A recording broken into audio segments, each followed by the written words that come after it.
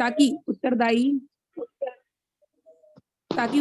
जिम्मेदार और रेस्पॉन्सिबल कार्यकारिणी का गठन किया जा सके। आज का विषय भी है हमारा उत्तर प्रदेश का गठन तथा उत्तरदायित्व। सबसे पहले मैं आपको वेबिनार की रूपरेखा बता दूं। हमारे आज के विशिष्ट अतिथि हैं माननीय राजाराम आनंद जी अलीगढ़ से, माननीय दशरथ मौर्य जी बाराबंकी से, माननीय चंद्रभान बेसरा जी ललितपुर से, माननीय सुशील कुमार निगम जी बरेली से, माननीय रामटी लाल भारती जी चंदोसी से, माननीय डॉक्टर विश्वजीत जी कानपुर से, माननीय एडवोकेट दीपक कुमार जी जौनपुर से, माननीय गौतम राव अकेला जी गाजीपुर से, माननीय बदन सिंह जी लखनऊ से, माननीय राजू बिमल गौड़ जी बांदा से। आप सभी का बहुत बहुत स्वागत है, अभिनंदन है। आप सभी इस सभा में अनुरोध किया जाता है कि 2 मिनट का समय दिया जाएगा। आप अपना अपना परिचय बखूबी बहुत अच्छे से देंगे और ज्यादा समय ना लेंगे। तो आप सभी का एक बार फिर से स्वागत, अभिनंदन। आप सभी तैयार रहें। सबसे पहले मैं बुलाना चाहूंगी माननीय धर्मप्रकाश भारती जी, जो पूर्व विधायक संस्थापक अध्यक्ष हैं आरबीएम के। प्लीज सर, मैं आपको इनवाइट करती हूँ, आप अपना माइक अनम्यूट करें और अपना संबोधन हम सभी को सुनाएं, ताकि हम सभी अनुग्रहित हो सकें और अपना मार्गदर्शन भी पा सकें।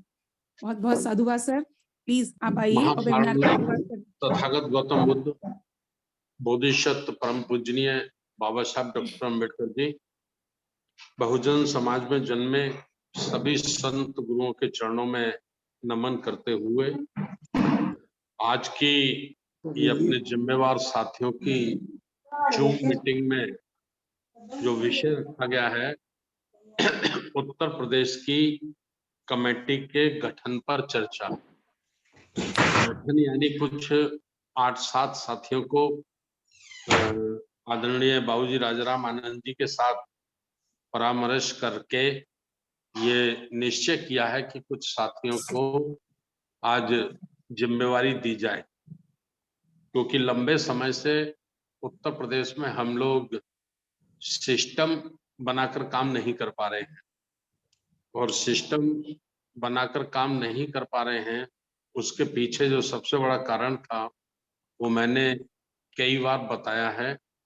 उन्हें आज एक बार फिर आप सभी साथियों को मैं बताना चाहता हूं कि हम लोगों ने 2007 में 14 अक्टूबर 2007 में राष्ट्रीय बौद्ध महासभा का गठन किया, और गठन करने के पीछे जो उद्देश्य था उसके प्रमुख रूप से उद्देश्य था गैर राजनीतिक जड़ों को मजबूत करना, उनको तैयार करना। बहुजन समाज की गैर राजनीतिक जड़ों को मजबूत करना, बहुजन समाज को तैयार करना और हजारों जातियों में बटे हुए बहुजन समाज में आपस में भाईचारा पैदा करके उनको सरमण संस्कृति अर्थात बुद्ध धम्म की ओर अग्रसर करना, ये इसका राष्ट्रीय बौद्ध महासभा का मुख्य उद्देश्य है, जिसके पूर्ति के लिए राष्ट्रीय बौद्ध महासभा का गठन किया गया।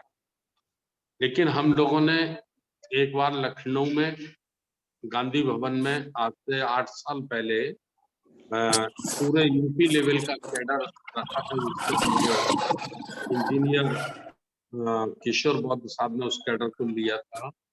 तो उसमें करीब 700 से ज्यादा साथी उत्तर प्रदेश से, पूरे प्रदेश के कोने कोने से आए थे। एक बार हम लोगों ने रविंद्रालय में कार्यक्रम रखा था।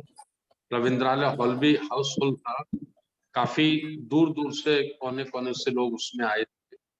लेकिन जो साथी आए उनसे जब हमने बात की कि भाई आरबीएम राष्ट्रीय बौद्ध महासभा को उत्तर प्रदेश में सिस्टम से चलाया जाए, उसकी गठन प्रक्रिया करके एक कड़ी बनाई जाए, एक चेन बनाई जाए, जिससे महापुरुषों की विचारधारा को, बुद्ध की संस्कृति को लोगों तक पहुंचाया जाए, और ओबीसी, एससी, एसटी जो समाज अलग अलग पड़े हैं तो उनको एक साथ जोड़ा जाए। तो इस उद्देश्य की पूर्ति के लिए जब हमने साथियों से बात की, तो मैं अगर 100 साथियों से बात करता था तो उसमें 100 के 100 साथियों का एक ही जवाब होता था, और वो जवाब होता था कि धम्म का काम तो हमको करना चाहिए, अच्छी बात है, महापुरुषों का आंदोलन, बुद्ध का आंदोलन अच्छी बात है, कोई बुरी बात नहीं है, लेकिन ये काम हमें अभी नहीं करना चाहिए। तो मैं पूछता था अभी क्या करना चाहिए, तो कहते थे अभी हमको सरकार बनानी चाहिए। हम सरकार बना लेंगे तो सरकार के माध्यम से हम अपने अधिकारों को भी हासिल कर लेंगे और अपनी धम्म संस्कृति को भी हम लोग आगे बढ़ा लेंगे। तो फिर मैं कहता ठीक है भाई, तमन्ना तो मेरी भी है कि सरकार बननी चाहिए, और मेरी तमन्ना केवल उत्तर प्रदेश तक नहीं है, मेरी तमन्ना तो यह है कि भारत के कम से कम 20 राज्यों में हमारी सरकार हो, केंद्र में हमारी सरकार हो। लेकिन सरकार बनाने के लिए केवल कहना भर पर्याप्त नहीं है। हम सिर्फ कहें कि सरकार बनानी है और इतने कहने से सरकार बन जाएगी, ये संभव नहीं। या हम भाषण दें, भाषणों में कहें हमें सरकार बनानी है, तो भी ये संभव नहीं है। तो साथी लोग जब मेरे से चर्चा करते थे तो मैं कहता था कि अल्प जन से बहुजन बनाए बगैर, ये मेरे शब्द नहीं थे, ये हमारे मान्यवर घनश्याम साहब के शब्द थे। वो कहते थे कि जब तक हम टुकड़ों टुकड़ों में बटे अल्पजनों को एक साथ जोड़कर उनमें भाईचारा पैदा करके जब तक बहुजन समाज नहीं बना लेते, तब तक हमारी बिगड़ी हुई बात बनने वाली नहीं है। लेकिन मुझे कुदरती ऐसा आभास हो रहा था, जबकि आप लोग जानते होंगे कि मैं 2003 से 2015 तक कंटिन्यू एमएलसी था, विधायक था, और उस वक्त मेरे पास लगभग 5 प्रदेश थे जिनका मैं कोऑर्डिनेटर था, जिनमें बड़े-बड़े प्रदेश थे। मध्य प्रदेश था, गुजरात था, राजस्थान था, उत्तराखंड था, बड़े-बड़े प्रदेश थे। लेकिन उस सब के बाद भी मैं ये चिंतित रहता था कि हमारा जो बहुजन समाज जो हजारों जातियों में बटा है, उसको गैर राजनीतिक रूप से खड़ा किए बगैर हम लंबे समय तक इस आंदोलन को कमांड नहीं कर सकते। अब एक सवाल आप लोगों के दिमाग में भी गूंजेगा कि गैर राजनीतिक रूप से खड़ा करने में और राजनीतिक रूप से खड़ा करने में भिन्नता क्या है, भेद क्या है? तो मैं भेद आप लोगों के बीच में रखना चाहता हूँ। राजनीति में जो लोग इकट्ठा होते हैं या राजनीति के माध्यम से जो लोग इकट्ठा होते हैं, उनके मन में कुछ ना कुछ पाने की तमन्ना होती है, कुछ ना कुछ हासिल करने की तमन्ना होती है। भाषण चाहे जितना अच्छा दे वो कि मुझे कुछ नहीं चाहिए, मुझे कुछ नहीं चाहिए, मैं तो बड़ा मिशनरी कार्य करता हूँ, मैं तो बड़ा त्यागी कार्य करता हूँ और मेरे को तो कुछ भी नहीं चाहिए। लेकिन ये बातें मैं इस पे यकीन नहीं करता। राजनीति में आदमी की कुछ ना कुछ तमन्ना, ये हो सकता है किसी की बड़ी तमन्ना रहती हो, किसी की छोटी तमन्ना रहती हो, लेकिन कुछ ना कुछ हासिल करने की तमन्ना निश्चित रूप से उसके मन में रहती है। एक पहलू है राजनीति, दूसरा पहलू है गैर राजनीतिक। गैर राजनीतिक वो भी धार्मिक आधार पर, श्रमण संस्कृति के आधार पर। तो इसका स्वरूप क्या है? इसका स्वरूप है कि इसमें जितने लोग भी जुड़ते हैं या जितने लोग भी इकट्ठा होते हैं या जितने लोग भी इस आंदोलन में शरीक होते हैं, इस आंदोलन को आगे ले जाने की कोशिश करते हैं, उनमें 100% लोग देने की तमन्ना रखते हैं, समाज को देने की। हम समाज को क्या दे सकते हैं? हम समाज को 100 रुपए दे सकते हैं, हम समाज को समय दे सकते हैं, हम समाज को अपना टैलेंट दे सकते हैं। तो देने की तमन्ना होती है। यानी दोनों का कंपैरिजन जब हम करते हैं तो हम इस नतीजे पर पहुंचते हैं कि राजनीति में लेने वाले लोग होते हैं और गैर राजनीतिक रूप से जो संगठित लोग होते हैं वो देने वाले लोग होते हैं। तो देने वाले लोगों में और लेने वाले लोगों में विशेष फर्क क्या है, ये मैं आपके बीच में आज रखना चाहता हूँ। विशेष फर्क यह है कि जो लेने वाले लोग हैं वो लंबे समय तक एक साथ जुट के नहीं रह सकते, एकजुट होकर लंबे समय तक नहीं रह सकते। क्यों नहीं रह सकते? क्योंकि सबको हासिल होने वाला नहीं है। राजनीति में ना इतने पद होते हैं, ना इतनी नौकरियां होती हैं, ना इतनी जगह होती हैं जो सबको मिल जाए। जब सबको नहीं मिलती है तो जिनको मिलती है वो अपना हक समझते हैं, और जिनको नहीं मिलती है वो अपनी उपेक्षा समझते हैं, अपना अपमान समझते हैं। ट्राई करके धीरे धीरे उनमें झगड़े शुरू हो जाते हैं, और झगड़े शुरू हो जाते हैं तो वह संगठन टूटने के कगार पर पहुंच जाता है, या समाज कमजोर हो जाता है। तो इस समस्या के इलाज क्या है? इस बीमारी का इलाज क्या है? इस बीमारी का इलाज है कि गैर राजनीतिक रूप से तैयार किया गया जो वर्ग है, जो समुदाय है, वह फिर चुंबक का काम करता है, सिलोशन का काम करता है, डल्लप का काम करता है। वो उस टूटने वाले लोगों को जोड़े रखता है, उनको ऑक्सीजन देता है, उनको हौसला देता है, उनको ताकत देता है, और उसकी ताकत से फिर वह लोग जुड़े रहते हैं। और गैर राजनीतिक, खास करके श्रमण संस्कृति, बुद्ध की शिक्षाओं के द्वारा तैयार किया गया समूह या एक वर्ग, उसके मन में सिर्फ और सिर्फ त्याग करने की तमन्ना होती है, समाज को कुछ देने की तमन्ना होती है। इसीलिए बाबा साहब भी कहते थे, बाबा साहब को हमने सुना नहीं पढ़ा है, कि जिस समाज की गैर राजनीतिक जड़ें मजबूत नहीं होती है, वह समाज लंबे समय तक राजनीति में कामयाब नहीं हो सकता। नहीं। और कांशीराम साहब को हमने सुना, कांशीराम साहब भी ये बात हमेशा कहते थे, बड़ी बड़ी सभाओं में कहते थे कि गैर राजनीतिक समाज के बगैर हम राजनीतिक मूवमेंट को पूरा नहीं कर सकते। तो इस तमन्ना के साथ हमने राष्ट्रीय बौद्ध महासभा का निर्माण किया।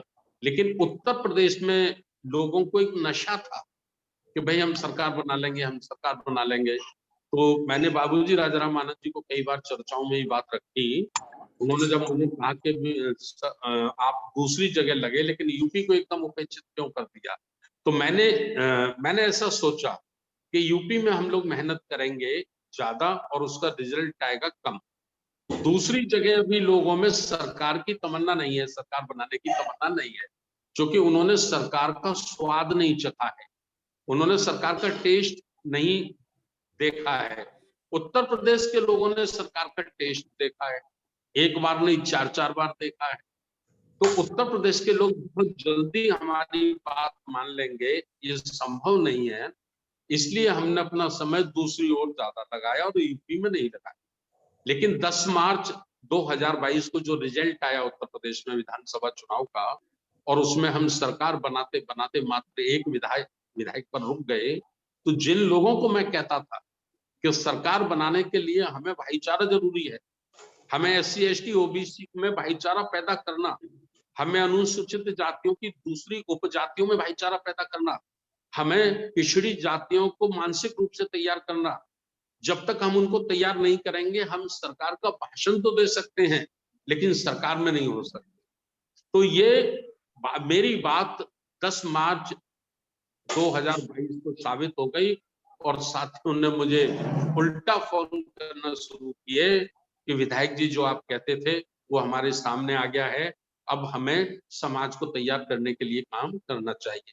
इस बीच में फिर मेरी बात माननीय लक्ष्मण सिंह जी जो मथुरा वाले हैं, हमारे बैंक से रिटायर, उनसे कई दौर की चर्चा हुई, 5-6 दौर की उनसे चर्चा हुई। उसके बाद फिर बाबूजी राजाराम आनंद जी से जो बहुत ही बामसेफ के मान्यवर साहब के कैडर के सीनियर साथी हैं, और राज्य मंत्री का दर्जा भी उन पर रहा, कई मंडलों में यूपी में प्रभारी रहे वो, उनसे मेरी बात हुई तो उन्होंने भी कहा कि धर्मप्रकाश भारती जी, हमारा मन भी अब ये करता है कि वाकई हमको उत्तर प्रदेश में ही नहीं बल्कि पूरे देश में बहुजन समाज को शासक वर्ग बनाना है, तो कुछ त्याग करना होगा, कुछ हमको त्यागना होगा। तो त्याग किए बगैर हम समाज को तैयार नहीं कर पाएंगे, तो हम तैयार करना चाहते हैं। तो मुझे लगता है कि बाबूजी राजाराम आनंद जी ने काफी मेहनत की है पिछले 2 ढाई 3 महीनों में, और जो बन पा रहा है हम भी कर पा रहे हैं, जो टाइम मिल पाता है। तो अब आज का विषय केवल ये है कि 8 या 10 या 5 लोगों की टीम, पहले प्रथम चरण की टीम बना दी जाए प्रदेश की, फिर वो मंडलों में, फिर जिलों में इस मूवमेंट को सिस्टम किसे कहते हैं? सिस्टम कहते हैं कड़ी से कड़ी जुड़ जाना। कड़ी से कड़ी जुड़ के जो काम करते हैं उसको सिस्टम कहते हैं, और सिस्टम से काम करने का रिजल्ट आता है। काम चाहे जितना आप लोग करिए, यदि आप सिस्टम से काम नहीं कर रहे हैं तो आपको रिजल्ट आने वाला नहीं। रिजल्ट लाना है तो सिस्टम से। सिस्टम मतलब कड़ी से कड़ी। कड़ी से कड़ी हमारे जितने भी मिशनरी साथी हैं उन सबको कुछ ना कुछ जिम्मेवारी की कड़ी से जुड़ते हुए। तो इसमें हम लोगों ने ऐसा सोचा कि एक अध्यक्ष, एक उपाध्यक्ष और करीब 4-5 प्रदेश के महासचिव, जिनको बुंदेलखंड, पश्चिमी उत्तर प्रदेश, मध्यांचल, पूर्वांचल का प्रभारी बनाया जा सके, और एक कोषाध्यक्ष। तो इस किस्म के कुछ हम 8-10 साथियों की आज टीम गठित करना चाहते हैं।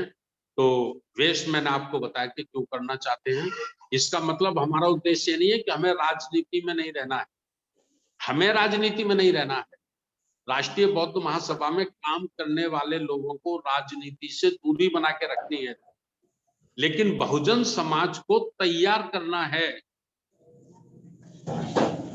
राजनीति दो प्रकार से होती है, एक डायरेक्ट, एक इनडायरेक्ट। इनडायरेक्ट में हम चाहते हैं बुद्ध, साहू, फुले, अंबेडकर, कांशीराम को मानने वाले लोग सत्ता में पहुंचे, हुकूमत में पहुंचे, जैसे आरएसएस। आरएसएस राजनीतिक नहीं है, लेकिन राजनीतिक वातावरण उसने इतना बड़ा बना के तैयार कर दिया, इतना माहौल बना के तैयार कर दिया है कि गांव के सरपंच, गांव के प्रधान से लेकर आज राष्ट्रपति तक आरएसएस की सोच रखने वाले, ब्राह्मणवादी, मनुवादी सोच रखने वाले लोगों का कब्जा है। तो इसी तरह से राष्ट्रीय बौद्ध महासभा चाहती है कि हम धार्मिक संस्कृति, श्रमण संस्कृति का निर्माण करते करते बहुजन समाज को तैयार करें, हजारों जातियों में बटे हुए समाज को एक कड़ी में, एक माला में उसको परोने का काम करें, और फिर बुद्ध, अंबेडकर, साहू, फुले, कबीर, जितने भी 150 गुरु संत लगभग बहुजन समाज में जन्मे हैं, उसकी सोच वाले, उसकी विचारधारा वाले लोग राजनीतिक तक पहुंचे, जिससे संविधान को ताकत मिले और लोकतंत्र को ताकत मिले, और वाकई भारत एक आजाद स्वरूप देख सके। ये हम लोगों की तमन्ना है। लेकिन कहने भर से कुछ नहीं होगा, ऐसा करने के लिए हमें काम करना होगा, और थोड़ी थोड़ी जिम्मेवारी सबको लेनी होगी। हमारे सामने प्रॉब्लम क्या है? हमारे सामने प्रॉब्लम यह है कि हम चाहते हैं ये काम होना चाहिए, ये अच्छा काम है, लेकिन भाई मुझे दूर कर दो, मुझे छोड़ दो, मैं आपको सहयोग करूंगा, किसी और को जिम्मेवारी दो। तो हर व्यक्ति अगर यही भाव रखेगा, यही सोच रखेगा, तो फिर जिम्मेवारी कौन लेगा? और जिम्मेवारी नहीं लेंगे तो कड़ी कैसे बनेगी, एक माला कैसे बनेगी? और माला नहीं बनेगी, कड़ी नहीं बनेगी, तो सिस्टम कैसे होगा? और सिस्टम नहीं होगा तो हमारा आंदोलन, हमारी सोच कामयाब नहीं होगी। तो मैं आदरणीय अपनी छोटी बहन उपासका रुचि आजाद से निवेदन करता हूं कि मैंने आज की मीटिंग का जो मुख्य विषय है वो अपने साथी, उत्तर प्रदेश के साथियों के बीच में रखा है। आगे की कार्रवाई वो संचालित करें। बहुत बहुत धन्यवाद। बहुत बहुत साधुवाद, बहुत बहुत धन्यवाद आपका। आवाज कौन गरम कर, सभी को इस संबोधन से अनुरोध किया। इसी के साथ मैं आमंत्रित करना चाहूंगी हमारे विशिष्ट अतिथि में जो प्रथम है माननीय राजाराम आनंद जी अलीगढ़ से, वो भी अपना वक्तव्य हम सबके सामने रखें, हमें मार्गदर्शन दें। माननीय Rajaram Anand ji.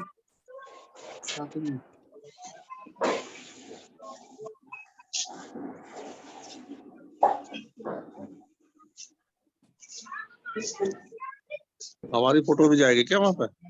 Sir mic unmute कर लीजिए। कौन सी यहाँ पे?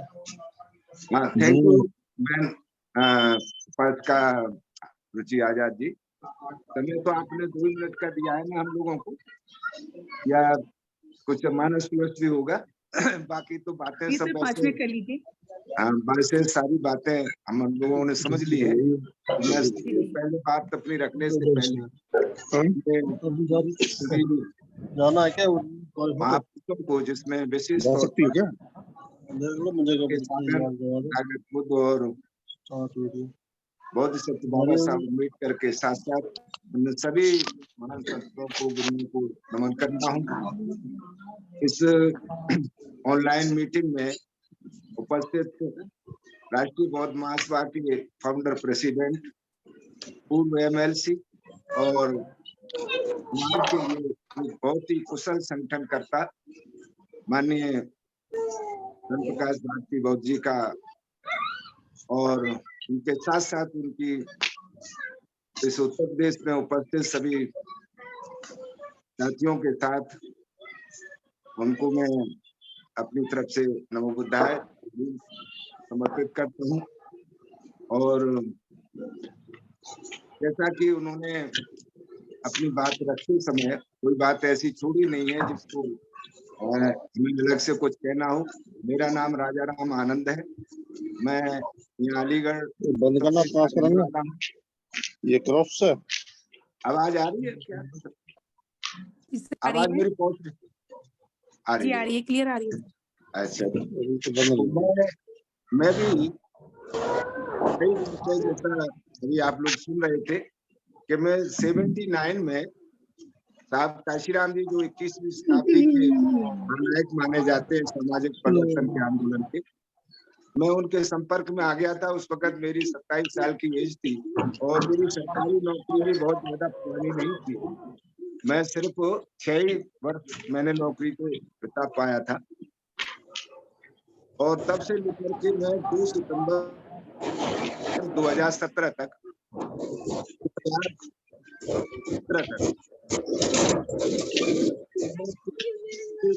मूवमेंट से जुड़ा रहा। और उसमें साथ साथ जब बहुजन समाज पार्टी पावर में आई तो मुझे भी 2007 से लेकर 2012 की सरकार में ये जो एक दर्जा राज्य मंत्री कहलाता है, तो मेरे पास भी लाल बत्ती गाड़ी थी जिससे मैं अपने संगठन के काम के लिए घूमता रहता था पूरे प्रदेश में। लेकिन मैंने जब ये महसूस किया 2017 के चुनाव के बाद, वैसे तो लगातार हम लोग कोशिश कर रहे थे कि चलिए चुनाव में हार जीत होती रहती है। 2007 में जब सरकार बनी तो 2009 में हमारा ग्राफ नीचे आया, तो हम लोग चिंतित हुए कि भाई हमारी सरकार है लेकिन हम उत्तर प्रदेश में एक पार्लियामेंट हमारा कम हो गया, वोट का परसेंटेज कम हो गया। तो फिर बार बार कोशिश करते रहे, चलती रही बात। लेकिन 2017 में जब कई चुनावों में हमारा ग्राफ नीचे गया, तो और दूसरी तरफ हमारे लोगों के ऊपर जो एट्रोसिटीज थी, जो उनकी समस्याएं थी, वो और उनमें वृद्धि हो रही थी, तो मैंने ये सोचा कि भाई जिस काम के लिए मैं 27 साल की एज में इसमें जुड़ा था, तो वो तो लगता है कि फेल हो रहा है। तो 2 सितंबर से पहले अगस्त में बहन कुमारी मायावती एक मीटिंग के दौरान,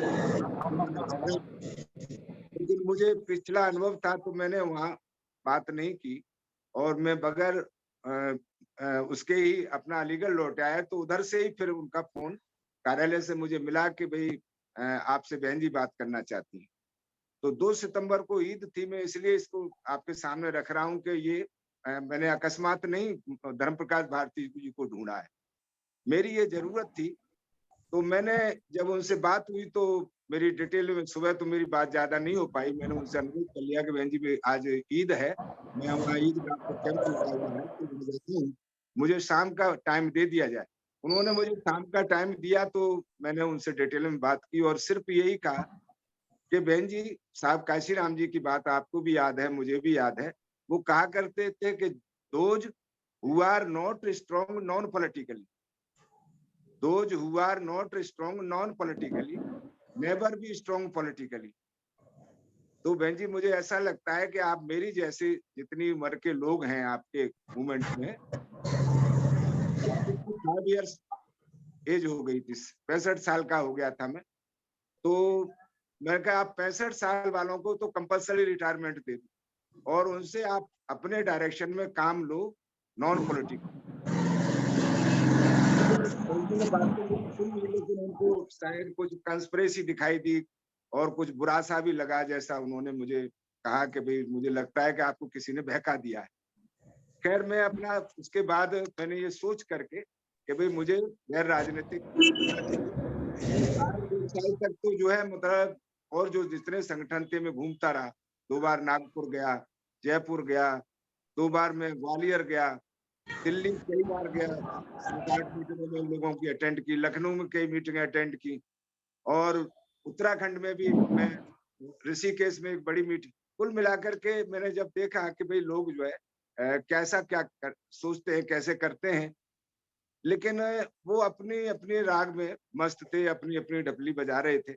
मैंने कहा भाई अगर हम राष्ट्रीय अध्यक्ष बने रहे और एक यूनाइटेड फ्रंट बना लें, जैसे यूपीए एनडीए बना लें, अगर एक वक्त इकट्ठे होकर के समाज की आवाज अगर बन जाएंगे तो बात ठीक सी निकल के आ जाएगी। लेकिन उसमें जब सफलता नहीं मिले मैं बहुत निराश और हताश था। मुझे लगता था मैंने कुछ दिन बाद लोग पूछा करेंगे कि भाई राजाराम आनंद थे अलीगढ़ के, अब कहाँ है वो?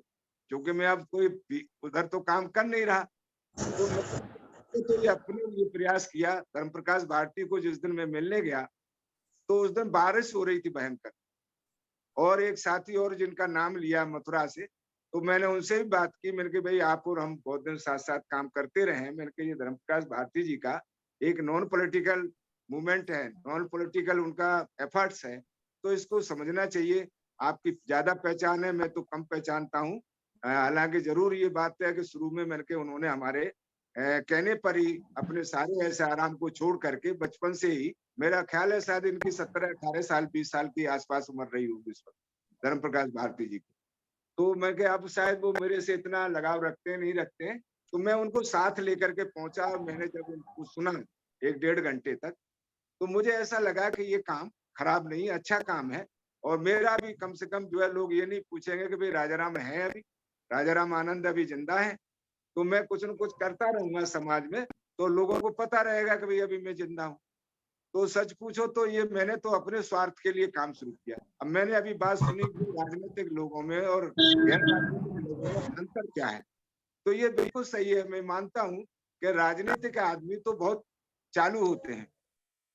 उन्होंने तो सभ्य भाषा में कहा, मैं भी सक्रिय राजनीति में रहा हूँ इसलिए मुझे मालूम है कि वो बहुत चालू होते हैं। वो 1 घंटा 1 दिन भी अपना बगैर किसी स्वार्थ के नहीं बिता सकते। उनका हर वक्त सेल्फ इंटरेस्ट रहता है। लेकिन जो गैर राजनीतिक लोग हैं, धार्मिक हों, सामाजिक हों, किसी और क्षेत्र में काम करते हों, तो उनकी तमन्ना रहती है कि भाई मतलब हमारी ये जो विरासत है महापुरुषों की, वो रुकनी नहीं चाहिए, चलती रहनी चाहिए। तो जब मुझे उन्होंने 18 मार्च 1956 का वो बाबा साहब का संदेश सुनाया, अब तो मैं आगरा को आगरा नहीं बल्कि संदेश भूमि आगरा कहता हूँ। तो मैं असल में बहुत हिल गया अंदर तक। मैंने कभी बाबा साहब ने जब ये कहा कि बहुत मुश्किल से मैं यहाँ तक लेके पहुंचा हूँ इसको, उनका 55-56 मिनट का भाषण था, उतना तो मैं नहीं बता पाऊंगा, लेकिन उन्होंने ये जो कहा कि बड़ी मुश्किल से यहाँ तक लेके आया हूँ, अगर हे मेरे अनुयायियों अगर इसे आगे न ले जा सको तो किसी भी हालत में कम से कम इसे पीछे मत जाने देना। तो ये बात धर्मप्रकाश भारती जी ने जब मुझे बताई तो मुझे भी लगा कि भाई बात तो यही है। अगर हमें समाज में कुछ कहने का हक है तो इस बात को हमें भूलना नहीं चाहिए। तो मैं ये समझता हूँ कि देखिए आज ये जो काम है हमारा, तो प्रसन्नता की बात है कि जो जो चर्चा राजनीति की होती थी देश में और प्रदेश में, तो आज खुशी की बात है कि हमारे पूरे देश में और हमारे प्रदेशों में राजनीति की तरह ही संस्कृति की, यानी श्रवण संस्कृति की चर्चा भी आज जोर शोर से हो रही है, प्रदेशों में हो रही है। और हमारे विरोधी भी उसका नोटिस ले रहे हैं इस संस्कृति की चर्चा होने पर। तो मेरा ये, लेकिन ये भी बात सही है कि ये पिछले 8-10 साल पहले ऐसी स्थिति नहीं थी। लोग न बुद्ध की बात करते थे, न धम्म की बात करते थे, और 22 प्रतिज्ञाओं को तो लोग जानते ही नहीं थे कि बाबा साहब ने क्यों दिलवाई थी। तो मैं ये कहना चाहूंगा कि आज बुद्ध की विचारधारा अर्थात ये जो श्रमण संस्कृति है, इसके प्रचार प्रसार के लिए जो RBN के द्वारा 10-11 लोगों की टीम बनाई जा रही है, तो ये बहुत बड़ी बात है। और मैं ये कहना चाहूंगा कि अक्सर टीम में जितने लोग होते हैं वो सब खिलाड़ी होते हैं। खेल की जो स्पोर्ट्समैन की जो टीम होती है उसमें ऐसा नहीं होता कि कोई अनाड़ी हो, सारे खिलाड़ी होते हैं। लेकिन एक सिस्टम के लिए उसमें एक आदमी को लोग कैप्टन बोलते हैं, उसे अपना कैप्टन बना लेते हैं, लेकिन वो भी उनके इक्वली होता है। ऐसा नहीं कि वो कोई अलग स्पेशल उसको मतलब वो हो, उसका कोई अलग लेवल नहीं होता। वो एक सिस्टम को खड़ा करने के लिए उसी टीम में कुछ लोग बॉलिंग करते हैं, कुछ लोग जो है कुछ एक को बॉलिंग के लिए लगाया जाता है, एक को बैटिंग के लिए लगाया जाता है, तो बाकी लोग फील्डिंग करते हैं। और वो क्यों करते हैं? उनका एक लक्ष्य होता है, क्योंकि वो चाहते हैं कि अपने अगर जिले की टीम है तो जिले में अपना मेडल जीते, अगर उनकी मंडल की टीम है तो मंडल में, प्रदेश की है तो प्रदेश में, और नेशनल है तो नेशनल में गोल्ड जीत के लाए। तो ये मतलब ये जो टीम आज वो बनाने की, जैसी हमारे माननीय फाउंडर प्रेसिडेंट पूर्व विधायक धर्म प्रकाश भारती जी की जो मंशा है, तो अगर ये टीम वो बना रहे हैं तो हमको ये समझ करके ही काम करना होगा कि टीम वही अच्छी मानी जाती है जो जीत के दिखाती है। और इसके लिए समाज में भी हम लोग जानते हैं कि समाज में जब तक कोई अगर तो लक्ष्य पूरा करना होता है तो उसके लिए एक संघ की जरूरत पड़ती है। अगर आप जो है बुद्धा धम्मा पढ़े हो तो उसमें शाक्य संघ है, तो शाक्य संघ में या किसी भी संघ में तो संघ किसी लक्ष्य के लिए बनाया जाता है, किसी उद्देश्य की पूर्ति के लिए बनाया जाता है। तो अगर हम करना चाहते हैं तो उसमें कुछ साधनों की जरूरत होती है। और मेरे हिसाब से क्या सभी विद्वान लोग हैं इसमें वेबिनार में, ऑनलाइन मीटिंग में, कि सबसे पहली जो मुख्य जरूरत है वो होता है व्यक्ति। किसी की संग में लोग तो कहते हैं साहब बगैर पैसे के कैसे चलेगा, बगैर उसके कैसे चलेगा। मैं कह रहा हूं कि व्यक्ति ना हो तो पैसा भी बेकार है। सबसे प्रमुख जरूरत है व्यक्ति की। और जो व्यक्ति होता है तो व्यक्ति जो है मतलब अगर वो नियमों से बंधा हुआ नहीं है, किसी अनुशासन को फॉलो नहीं करता है, तो वो बजाय संघ के लिए फायदेमंद होने के घातक हो सकता है। जैसे शाक्य संघ का सेनापति जब जो है मतलब उसकी लड़ाई के लिए बात करता है, क्योंकि वो संघ के लक्ष्यों को नहीं समझ रहा था। वो कहता है कि कोलियों का और शाक्यों का युद्ध हो जाए तो निपटारा हो जाएगा रोहिणी पानी का।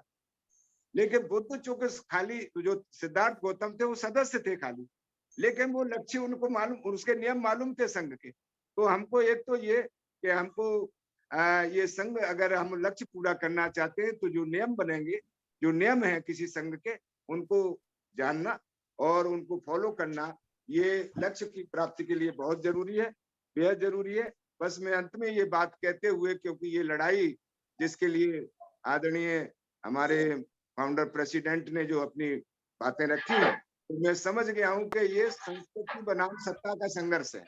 तो जिसकी संस्कृति है उसी के पास कुछ है।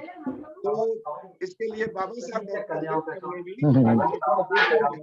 तो उन्होंने के अंदर ये लिखा है कि ये जो रोमन जो संघर्ष है उनका, रिबेलियन का और इनका क्या नाम पेटिशंस का, तो वो मतलब हमें ध्यान में रखते हुए और ये काम करना होगा। अभी हम इस संगठन को बना रहे हैं, फिर इसके बाद ये ब्रॉड बेस्ड होगा, मास बेस्ड होगा, और सारी चीजों जो 100 करोड़ युद्ध की संस्कृति से जोड़ने की बात है उसको हम पूरा करके दिखाएंगे। ऐसी में बात रखते हुए मैंने थोड़ी ज्यादा टाइम ले लिया, मुझे थैंक यू। जय विजय। बहुत बहुत धन्यवाद आपका, बहुत बहुत धन्यवाद। Mentor is very important. तो सर इसलिए आपको कोई भी टाइम के लिए क्षमा याचना करने की जरूरत नहीं है, क्योंकि मेंटर जो होते हैं वो हमारे मार्गदर्शक होते हैं और हम सबके लिए बहुत जरूरी होते हैं। आप भी हमारे लिए एक मार्गदर्शक की तरह हैं, तो आपका बहुत बहुत साधुवाद, धन्यवाद। हमारे सेकंड वक्ता हैं, प्रदर्शक व्यक्ति हैं माननीय दशरथ मौर्य बाराबंकी से। यदि आप उपस्थित हैं तो प्लीज अपना माइक अनम्यूट करें और अपनी बात हम सभी के समक्ष रखें। और माइकों को बंद कर देंगे। सभी लोगों को नमो बुद्धाय, जय भीम। मैं दशरथ मौर्य बाराबंकी से। बहुत बहुत स्वागत है सर आपका। और मैं माननीय भारती जी का और माननीय राजा राम आनंद जी की बातें सुना मैंने, और पहले भी मैं मीटिंग में ज्वाइन कर चुका हूं। तो जिस दिन इसके बारे में डिटेल में बताया जा रहा था उस दिन में था, मैंने सुना था, मुझे बहुत अच्छा लगा ये, और मैं काम भी करना चाहता हूँ। अच्छी बात है। लेकिन मैं जो है पुलिस की सेवा से रिटायर हूँ, सब इंस्पेक्टर पद से, और मैं बहुत ज्यादा आगे नहीं, कुछ बहुत ज्यादा नहीं कह सकता हूँ। मैं सुन करके जो है आगे जैसा भी आदेश निर्देश होगा उस तरह से जो है आप लोगों के निर्देशन में कार्य करता रहूं।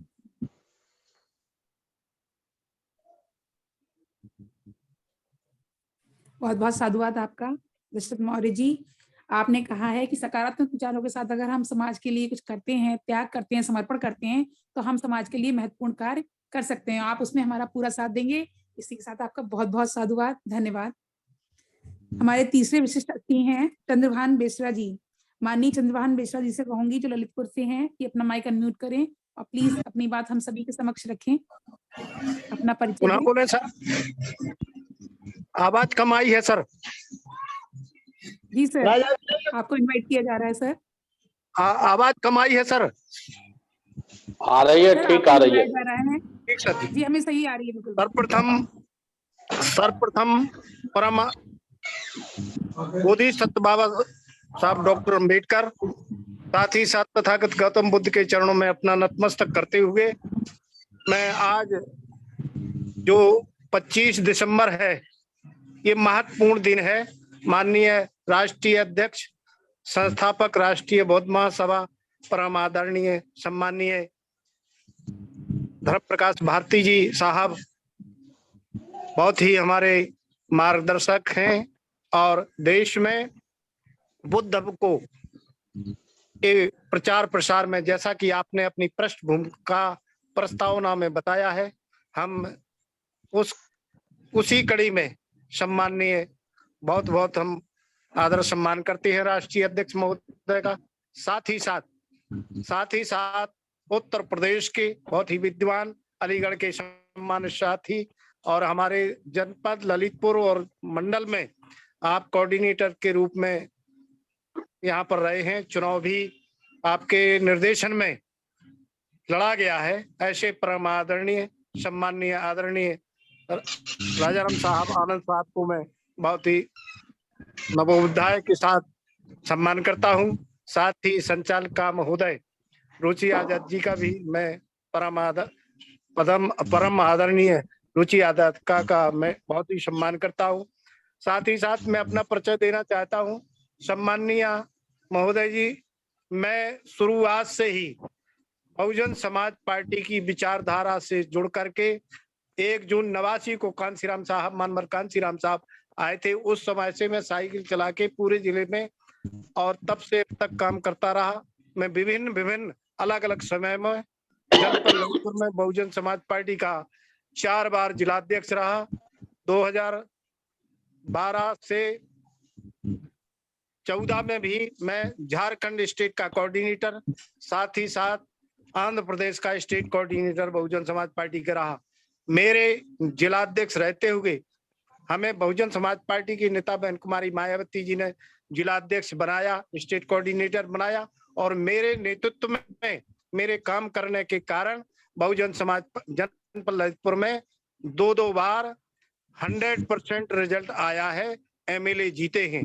साथ ही साथ हम लोगों ने जिला पंचायत जीती। हमारी पत्नी भी 2005 में जिला पंचायत सदस्य बनी थी। तब से लगातार मैं काम करता रहा हूँ। महापुरुषों की विचारधारा से प्रभावित होकर के तथागत गौतम बुद्ध मानवर कांसी राम साहब, आप लोग जैसे महापुरुषों की महान विभूतियों के मार्गदर्शन में मैं तथागत गौतम बुद्ध धम्म के आधार पर चलते हुए 2009 में मैंने अपने बड़े लड़के की शादी बौद्ध धम्म के अनुसार, दूसरे लड़के की शादी 2014 में बौद्ध धम्म के अनुसार। मैंने किसी भी हिंदू आडंबर से मैं ना रहते हुए बौद्ध धर्म के अनुयायियों के और भंते जी के निर्देशन में शादियां की। मैं पूर्णता से अपने आप को चंद्रभान व्यक्तिगत रूप से अपने आप को बौद्ध धर्म के अनुसार संचालित करता है, मानता है। राजनीति में लोग जो है चंद्रभान को व्यक्तिगत रूप से अलग प्रकार से, क्योंकि महापुरुषों की विचारधारा के कारण लोग जानते हैं, उसी को मैं आगे बढ़ाने के लिए हमें जैसे संस्थापक माननीय भारती साहब उनके संपर्क में आया। जब मैंने सोचा कि मैं व्यवस्थाएं सारी नहीं बदल सकता हूं, लेकिन मैं अपने आप को बदल सकता हूं, और उसी बदलने के कारण मुझे माननीय धर्म प्रकाश भारती साहब मिले। मैं रांची में गया, मैं भोपाल में गया, मैं अक्टूबर में लुम्बिनी में भी गया, और इसके बाद लखनऊ में भी गया। अलीगढ़ में साहब ने जो प्रोग्राम किया राजाराम साहब ने, उसमें भी मैं शामिल हुआ। यहाँ पर जनपद ललितपुर में भी हमने फेस टू फेस कई लोगों से, मास्टर लोग हैं, अमीन लोग हैं, अन्य सरकार कर्मचारी हैं, देहात के लोगों से संपर्क करके बौद्ध धर्म के बारे में बताया कि गैर राजनीतिक जड़ों को तैयार करके हम देश में जिस प्रकार से वर्तमान में सरकार चल रही है, उस सोच के अनुसार निश्चित रूप से हमें गैर राजनीतिक जड़ें तैयार करके और एक ऐसा राजनीतिक हम लोग डायरेक्टर का रोल अदा करें और हीरो इस संगठन से पैदा होकर के देश की संस्थाओं पर, जितनी भी संस्थाएं हैं उन पर हम लोग इस विचारधारा के धम्म के तथागत गौतम बुद्ध, संत कबीर साहब, संत शिरोमणि रविदास साहब, महात्मा ज्योतिबा फुले और छत्रपति साहू जी महाराज, महात्मा ज्योतिराव फुले, रमाबाई अंबेडकर, जितने भी महापुरुष हैं जो बहुजन विचारधारा की हैं, उस विचारधारा की इस देश में प्रदेशों में प्रधान से लेकर प्रधानमंत्री तक इस विचारधारा का हमारे इस संगठन से हीरो निकल करके उनके हाथ में कमांड हो, तब देश में समता, स्वतंत्रता और बंधुता के आधार पर इस देश में शासन होगा। तभी बाबा साहब डॉक्टर अम्बेडकर का सपना पूरा होगा। क्योंकि आज 25 दिसंबर है, जिसको क्रिसमस डे के रूप में माना जाता है। हम उन अनुयायियों को सभी को हार्दिक शुभकामनाएं देते हैं। साथ ही साथ अन्य रूप में भी एक 25 दिसंबर अन्य रूप में बाबा साहब से जुड़े हुए प्रश्न के रूप में 25 दिसंबर माना जाता है। उस रूप में भी आज का दिन बड़ा है। सम्मानित साथियों, जिस प्रकार से माननीय भारती साहब, माननीय आनंद साहब, सारे देश में जिस प्रकार से बौद्ध धर्म के राष्ट्रीय बौद्ध महासभा के नेतृत्व में संगठन खड़ा हो गया है, निश्चित रूप से हम भी उसी कड़ी में अपने आप को नेटवर्क के रूप में, जिस प्रकार से देश, प्रदेश, मंडल और जिला होता है, और जिस प्रकार से डीएम और डीएम के अंडर में जितने सेक्शन ऑफिसर्स होते हैं, उन सेक्शन ऑफिसर्सों में अगर डीएम का ऑर्डर होता है तो 1 मिनट में 1 घंटे बाद सारे तहसीलदार हो, एसडीएम हो, जिले के जितने अधिकारी हो, उनका ऑर्डर पहुंच जाता है नेटवर्क के आधार पर। उसी आधार पर हम भी आपके आदेशों का पालन करेंगे, जो भी जिम्मेवारी होगी, और हम प्रतिज्ञा करते हैं कि हम अपने जीवित रहते हुए इस मूवमेंट के लिए काम करेंगे। जो भी आदेश होगा हम उसका पालन करेंगे। जय भीम, नमो बुद्धाय। सभी साथियों का बहुत बहुत साधुवाद। जय भीम, नमो बुद्धाय। साधु साधु साधु साधु। कोई गलती हो गई तो क्षमा करें सर जी। कोई गलती नहीं हुई है सर। सर बहुत बहुत साधुवाद आपका चंद्रभान वेसरा जी। आपने हमें बताया कि विकल्प बहुत मिलेंगे मार्ग से भटकाने को। सर जी, मैं संकल्प एक ही ललितपुर से, काफी है। जनपद ललितपुर, देवगढ़ रोड, नेहरू नगर। क्योंकि बेसरा मेरा गांव है, जन्म भूमि जननी माता के लिए, इसलिए मेरा नाम चंद्रभान सिंह बेसरा गांव नाम है। और मैं अपने गांव का नाम हमेशा अपने साथ नाम टाइटल में जोड़ना है, इसलिए मेरा बेसरा नाम है, कोई जाति नहीं है। जी सर, बहुत बहुत इसलिए साधुवाद सर, बहुत बहुत साधुवाद, धन्यवाद। बहुत बहुत साधुवाद। विकल्प बहुत मिलेंगे मार्ग से भटकाने को, संकल्प एक ही काफी है मंजिल तक जाने को। आपने हमें ये संदेश दिया, इसके लिए बहुत बहुत साधुवाद। मैं अपने नेक्स्ट विशिष्ट अतिथि को बुलाना चाहूंगी, सुशील कुमार निगम जी, बरेली से। अगर आप उपस्थित हैं तो प्लीज अपना माइक अनम्यूट करें। Sushil Kumar, I think left कर गए क्या? अभी तो थे।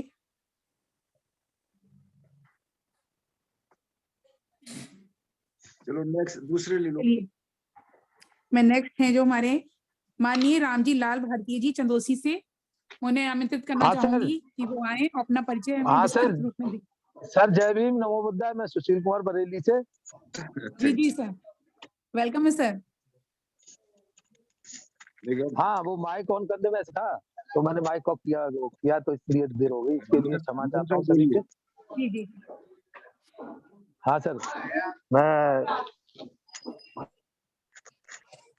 सभी को मेरा जय भीम, नमो बुद्धाय। जय भीम। सभी को जय भीम, नमो बुद्धाय। जय भीम, नमो। नमो बुद्धाय सर। हिंदू को भेजता ना। माननीय विधायक, विधानसभा संशोधन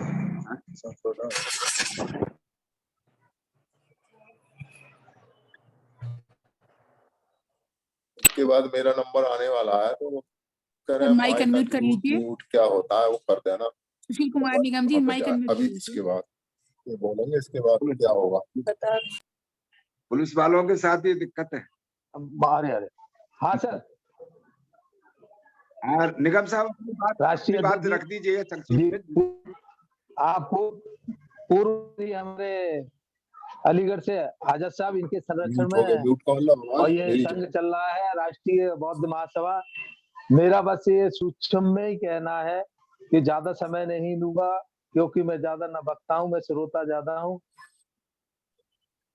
कि जैसे एक मैंने कहानी सुनी थी कि एक जंगल में आग लगी थी, तो बुलबुल चेंच में पानी भर भर करके डाल रही थी, तो हाथी, शेर सब हंस रहे थे कि ये बुलबुल क्या करेगी। तो बुलबुल ने जवाब दिया कि जिस दिन इस जंगल की आग का इतिहास लिखा जाएगा,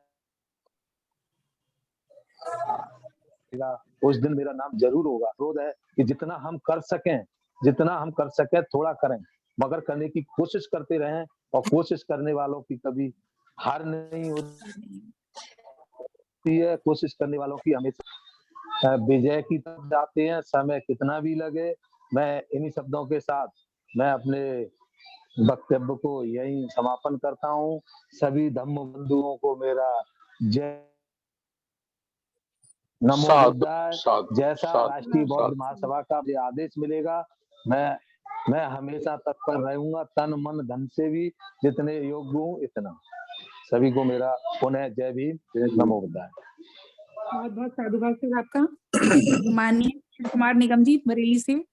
उन्होंने बताया जज्बा होना चाहिए सीखने के लिए, जिंदगी जरूरी नहीं जीतने के लिए। तो जज्बा होना चाहिए सीखने के लिए, जिद जरूरी है जीतने के लिए। तो आपकी जीत के साथ ही हम सभी भी हैं, और आपका जितना भी योगदान लिएगा हमारे लिए बहुत होगा। इसके साथ ही मैं अगले विशिष्ट अतिथि हैं हमारे रामजी लाल भारती जी, चंदोसी से। तो मैं बुलाना चाहूंगी माननीय रामजी लाल भारती जी को कि वो भी अपना परिचय दें।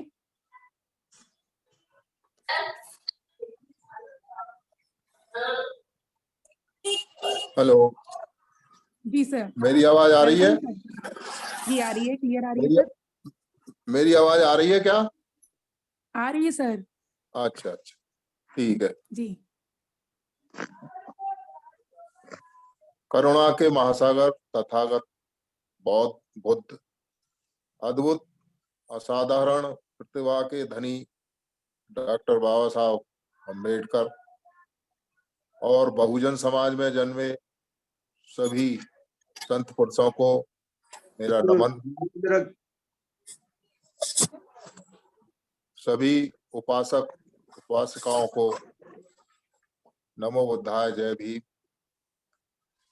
मैं यूपी के जनपद संभल में स्थित चंदौसी नगर में रहता हूं। मेरा नाम रामजी लाल भारती है। मैं पुलिस विभाग से डिप्टी एसपी के पद से रिटायर हूं और कई सालों से मैं उत्तराखंड के काशीपुर के निवासी ऋषिपाल रवि जी के द्वारा आरबीएम से जुड़ा हुआ हूं। मुझे करीब 10 साल रिटायरमेंट को हो गए हैं और आरबीएम के जितने भी कार्यक्रम होते हैं मैं लगभग सभी में सम्मिलित होता हूं। मुझे प्रदेश स्तर पर जो भी जिम्मेदारी दी जाएगी मैं उसे निभाने का पूरा प्रयास करूंगा। हालांकि मुझे ज्यादा अनुभव नहीं है, लेकिन पुलिस विभाग का ही अनुभव है कि फिर भी मैं पूरे प्रयास से उसको निभाऊंगा। मेरा ये कहना है कि हमें प्रदेश में अपने संगठन को मजबूत बनाने के लिए जनसंपर्क बढ़ाना है, जागरूकता बढ़ानी है, सभी व्यक्तियों से मृदु व्यवहार रखना है, उन्हें मिशन के बारे में समझाना है, समय का पालन और अनुशासन, इन दोनों बातों पर विशेष ध्यान देना है और संगठन मजबूत बनाने के लिए हमें मधुमक्खी का कार्य व्यवहार देखकर जैसे उनमें एकता होती है, उसी के अनुसार हमें संगठित होकर मजबूत बनना है।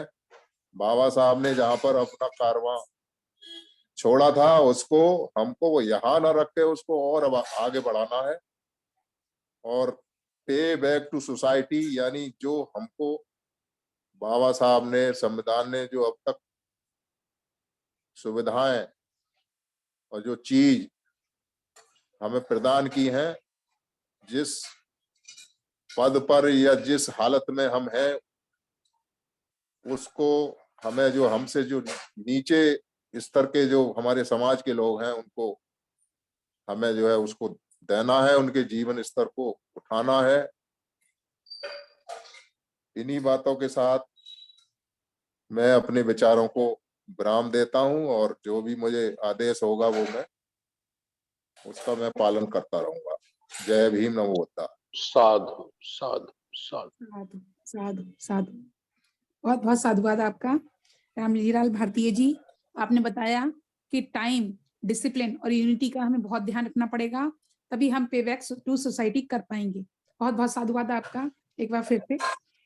इसी के साथ में अगले विशिष्ट अतिथि जो हमारे हैं माननीय डॉक्टर विश्वजीत जी कानपुर से, मैं उन्हें आमंत्रित करना चाहूंगी कि वो भी अपना परिचय हमें दें। माननीय डॉक्टर विश्वजीत जी कानपुर से। जय भीम, नमो बुद्धाय। सभी साथियों को जय भीम, नमो बुद्धाय। मैं डॉक्टर विश्वजीत सिंह, मूल रूप से मैं हाथरस का रहने वाला हूं और मैनपुरी मेरा कार्यक्षेत्र रहा है, यहीं मैं इस समय रहता हूं और 4 महीने पहले मेरा कानपुर देहात में ट्रांसफर हुआ है, तो इस समय कानपुर देहात में मैं पदस्थ हूं। मैं इस समय सरकारी सेवा में हूं। मैंने सम्मानित भारती जी और राजा राम आनंद साहब की बातें सुनी हैं, उसमें सब कुछ है, कुछ नई बात बताने के लिए नहीं है। विस्तृत रूप से उन्होंने सारी बातें रख दी हैं। मेरा सिर्फ ये कहना है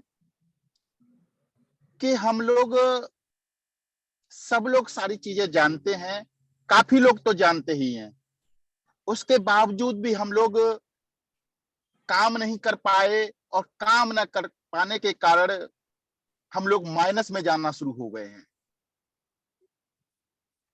काफी प्रगति हुई थी, अब वो पीछे जा रही है और आज वही स्थिति हो गई है जिसकी संभावना मानवर हमारे मसीहा बाबा साहब को थी। जो उन्होंने अपना अंतिम संदेश दिया था, शायद उन्हें अनुमान था कि हो सकता है ऐसी परिस्थितियां पैदा हों, इसलिए उन्होंने अपना आखिरी संदेश दिया था। उसी को मैं पुनः रिपीट कर देता हूं। माननीय राजाराम भारती साहब ने तो कहा था, मैं पुनः उसको रिपीट कर देता हूं। बाबा साहब ने कहा था कि मैं तुम्हारे लिए जो कुछ भी कर पाया हूं वो बहुत मुसीबतों, अत्यंत दुखों, बेशुमार विरोधियों का मुकाबला करके किया है। यह कारवां आज जिस जगह पर है, मैं इसे यहां बड़ी मुसीबतों के साथ लेकर आया हूं। तुम्हारा कर्तव्य है कि इस कारवां को सदा आगे बढ़ाते रहें, चाहे कितनी भी रुकावटें क्यों ना आए। लेकिन मेरे अनुयायी इसे यदि आगे ना बढ़ा सकें तो किसी भी स्थिति में इसे पीछे ना जाने दें, इसे यहीं छोड़ दें। आज वास्तव में बाबा साहब का कारवां पीछे जा रहा है, हम माने या न माने। जब हम बाबा साहब के असली अनुयायी हैं और हमें एहसास हो रहा है कि बाबा साहब का कारवां पीछे जा रहा है, तो अब हमें जो सामान्य रूप से काम करना चाहिए उसके अतिरिक्त कुछ ज्यादा काम करने की जरूरत है, दुगनी शक्ति के साथ करने की जरूरत है।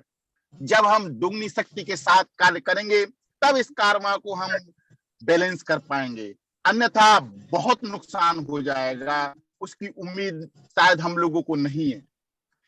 ये ऐसी ही स्थिति आ गई है जैसी कि हम लोग बुद्ध के समय में सोचते थे कि अरे भाई इसमें तो बुद्ध शासन आ गया, अशोक का साम्राज्य है, अब कभी पतन नहीं होगा। लेकिन अशोक के साम्राज्य के बाद में पुष्यमित्र शुंग के काल में वो बौद्ध धर्म और उस साम्राज्य का पतन हो गया। थोड़ी सी हम लोगों की गलती, तत्कालीन बौद्धों की गलती के कारण, उस समय के बौद्धों की गलती के कारण बौद्ध साम्राज्य खत्म हो गया, उसको हम पुनः स्थापित नहीं कर पा रहे हैं। और अब वर्तमान में हमारे लोगों की गलती के कारण बाबा साहब द्वारा दिया हुआ संवैधानिक अधिकार जो लोकतंत्र, वो खत्म होने वाला है। यदि हमें उसे बचाना है तो बचा लें, अभी समय बाकी है, अभी बचाया जा सकता है यदि सब हम लोग मिलजुल के एकजुट होके इस काम पे लग जाएं। एक जो कहावत है, जब जागो तब सवेरा, यदि हम आज भी जाग जाएं तो भी हम काम कर सकते हैं, आगे बढ़ सकते हैं। और मानव काशीराम साहब थे कि अगर तमन्ना सच्ची है तो रास्ते मिल जाएंगे, और अगर तमन्ना झूठी है तो बहाने मिल जाएंगे।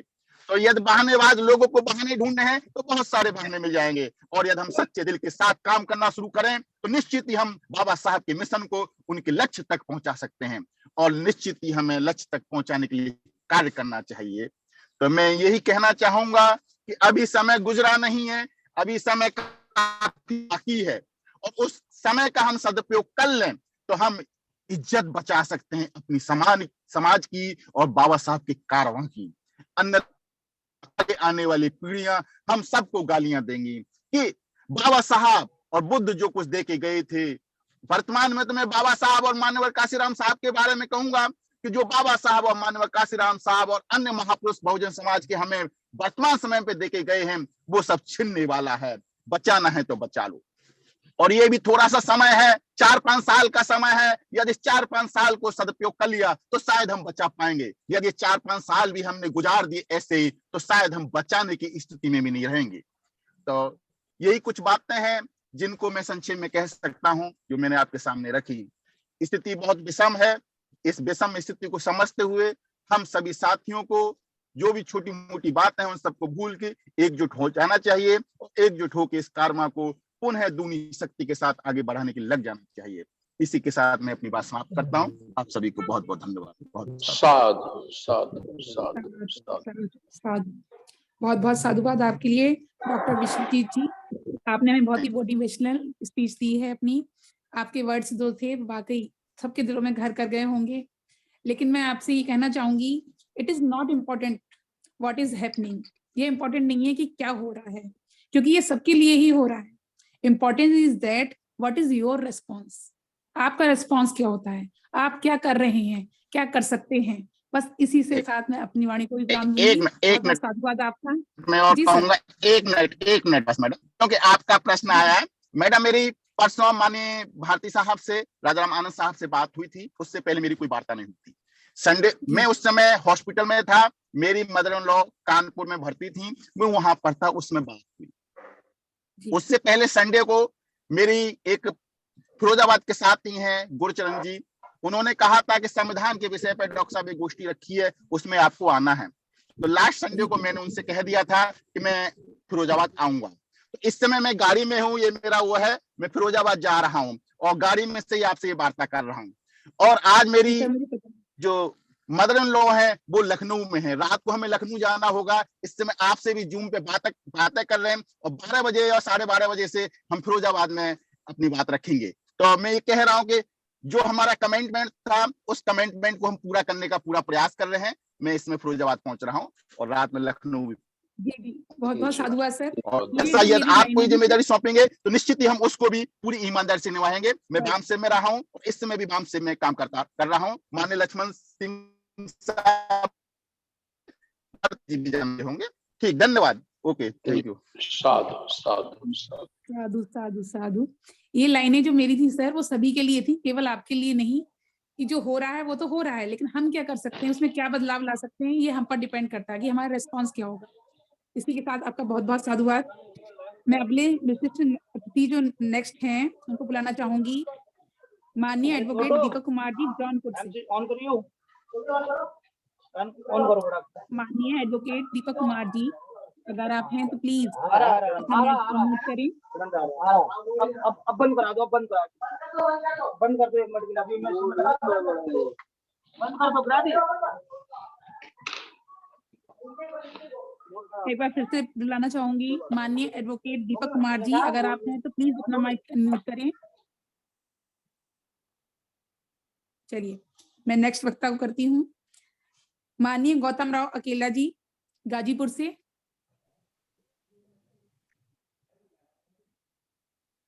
माननीय गौतम राव अकेला जी गाजीपुर से। हेलो जी सर। हाँ, सुन पा रहे हैं? हेलो जी सर। जय भीम नमो बुद्धाय। वेलकम है सर। सर्वप्रथम सामाजिक क्रांति के अग्रदूत महात्मा ज्योतिबा फुले तथागत गौतम बुद्ध सहित बहुजन समाज में जन्मे सभी संत गुरुओं को नमन करते हुए आज की इस मीटिंग की अध्यक्षता कर रहे आदरणीय धर्म प्रकाश भारती जी, आरबीएम के संस्थापक महोदय, राजा राम आनंद जी प्रदेश अध्यक्ष महोदय, कुशल संचालन कर रही सुश्री बहन रुचि आजाद जी।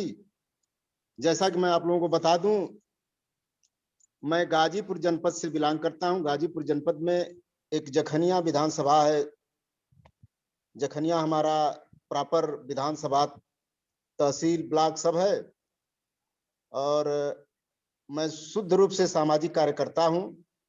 हमारे एक साथी हैं दयालु राम बौद्ध, तो उनके सौजन्य से अभी विगत समय में नेपाल में लुम्बिनी में जो राष्ट्रीय बौद्ध महासम्मेलन हुआ था, उसमें थोड़ा लेट जानकारी हुई और मैं वहां पहुंचा।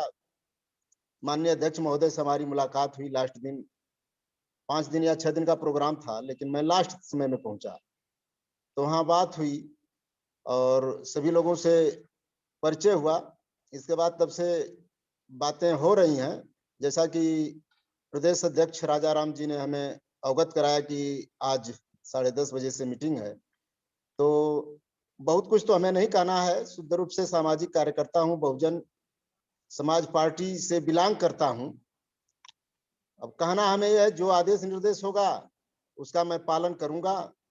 आप सभी लोग इसमें हमें लग रहा है कि हमसे काफी उम्र दराज और वरिष्ठ हैं। सबका मैं तहे दिल से अभिवादन करता हूं और जो भी आदेश निर्देश होगा उसको मैं कदम से कदम मिलाकर चलने का प्रयास करूंगा।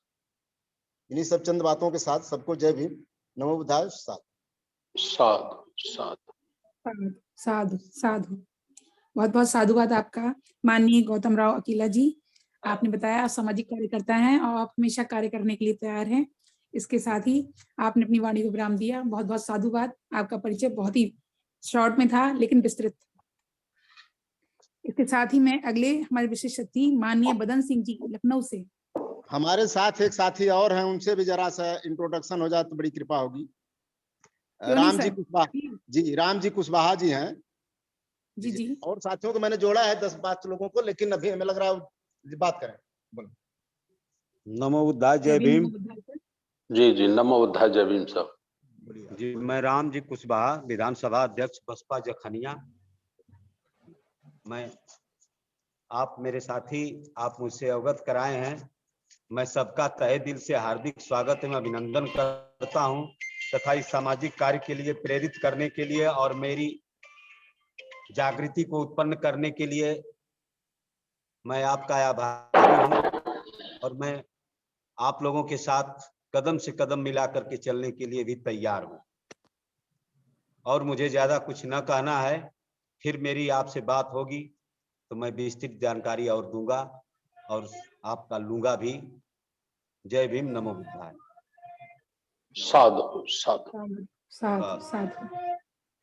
बहुत बहुत साधुवाद आपका सर। कुछ लोग हैं जो इस मीटिंग को ज्वाइन नहीं कर पा रहे हैं और कुछ ऐसे लोग हैं जिनको ज्वाइन करना इतना नेसेसरी है कि वो एक की जगह 2-2 सदस्यों को हमसे अवगत करा रहे हैं, हमसे परिचय करा रहे हैं। बहुत बहुत साधुवाद आपका गौतम जी। माननीय बदन सिंह जी लखनऊ से, मैं उनको आमंत्रित करना चाहूंगी कि वो अपना माइक अनम्यूट करें।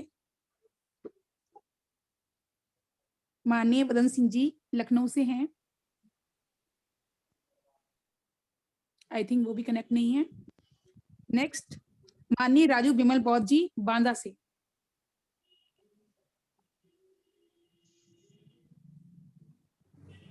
माननीय बिमल बौद्ध जी।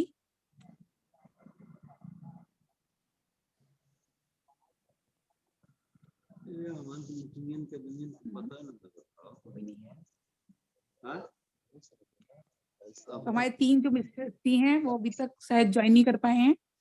इनमें पहले थे हमारे माननीय एडवोकेट दीपक कुमार जी जौनपुर से, माननीय बदन सिंह जी लखनऊ से, माननीय राजू बिमल बौद्ध जी बांदा से। एक डॉक्टर अमरीश कुमार शास्त्री जी हैं बाराबंकी से ज्वाइन है, तो ये संभव हो तो वेलकम है उनका। शास्त्री जी वीडियो ऑन करिए।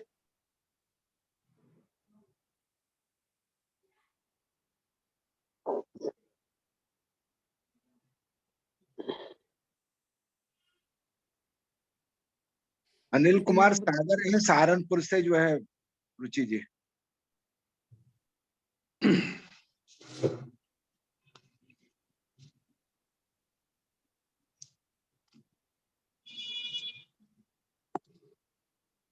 शास्त्री जी का वीडियो ऑन हो गया है। हाँ, बात रखते। अमरीश कुमार जी शास्त्री जी प्लीज अपना माइक अनम्यूट कर लीजिए।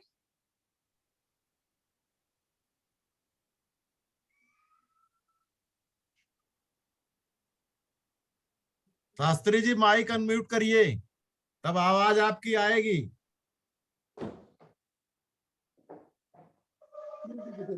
सबसे पहले एकदम आप लोग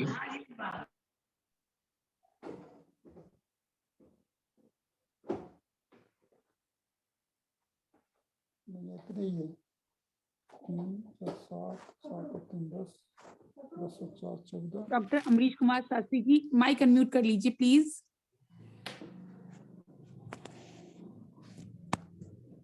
रुचि सहारनपुर से अनिल कुमार सहगल जी हैं, उनको भी जी जी सर, अनिल कुमार जी हैं जो सहारनपुर से हैं, प्लीज वो अपना माइक अनम्यूट करें। देखिए उसके एक वो होगा अनम्यूट करने का सिस्टम जो है बटन टाइप का, ये माइक सा मेरे लगा हाथ हुआ है, में उसे नहीं। टच कर दें बस। एक माइक सा बना हुआ है, उसे टच कर दें। धन्यवाद। जी, थैंक यू। धन्यवाद। मैं अनिल सहगल, सहारनपुर से। Very good, very good. जी जी।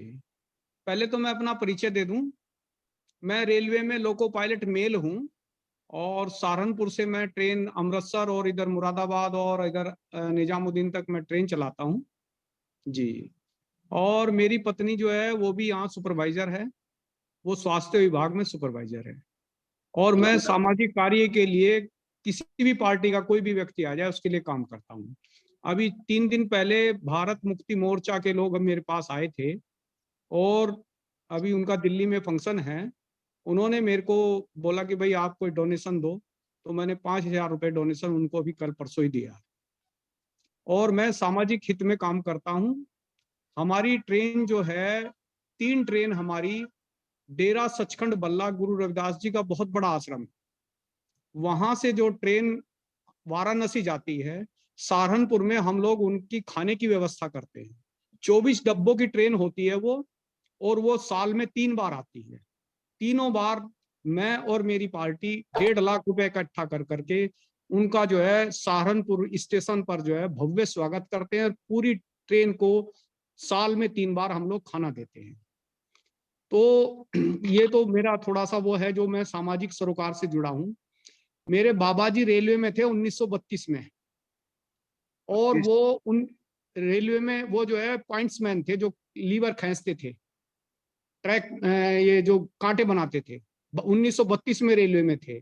उसके बाद मेरे पापा जी लगे PWI, वो अभी 2000 में रिटायर हुए हैं और मेरी तीसरी पीढ़ी है रेलवे में।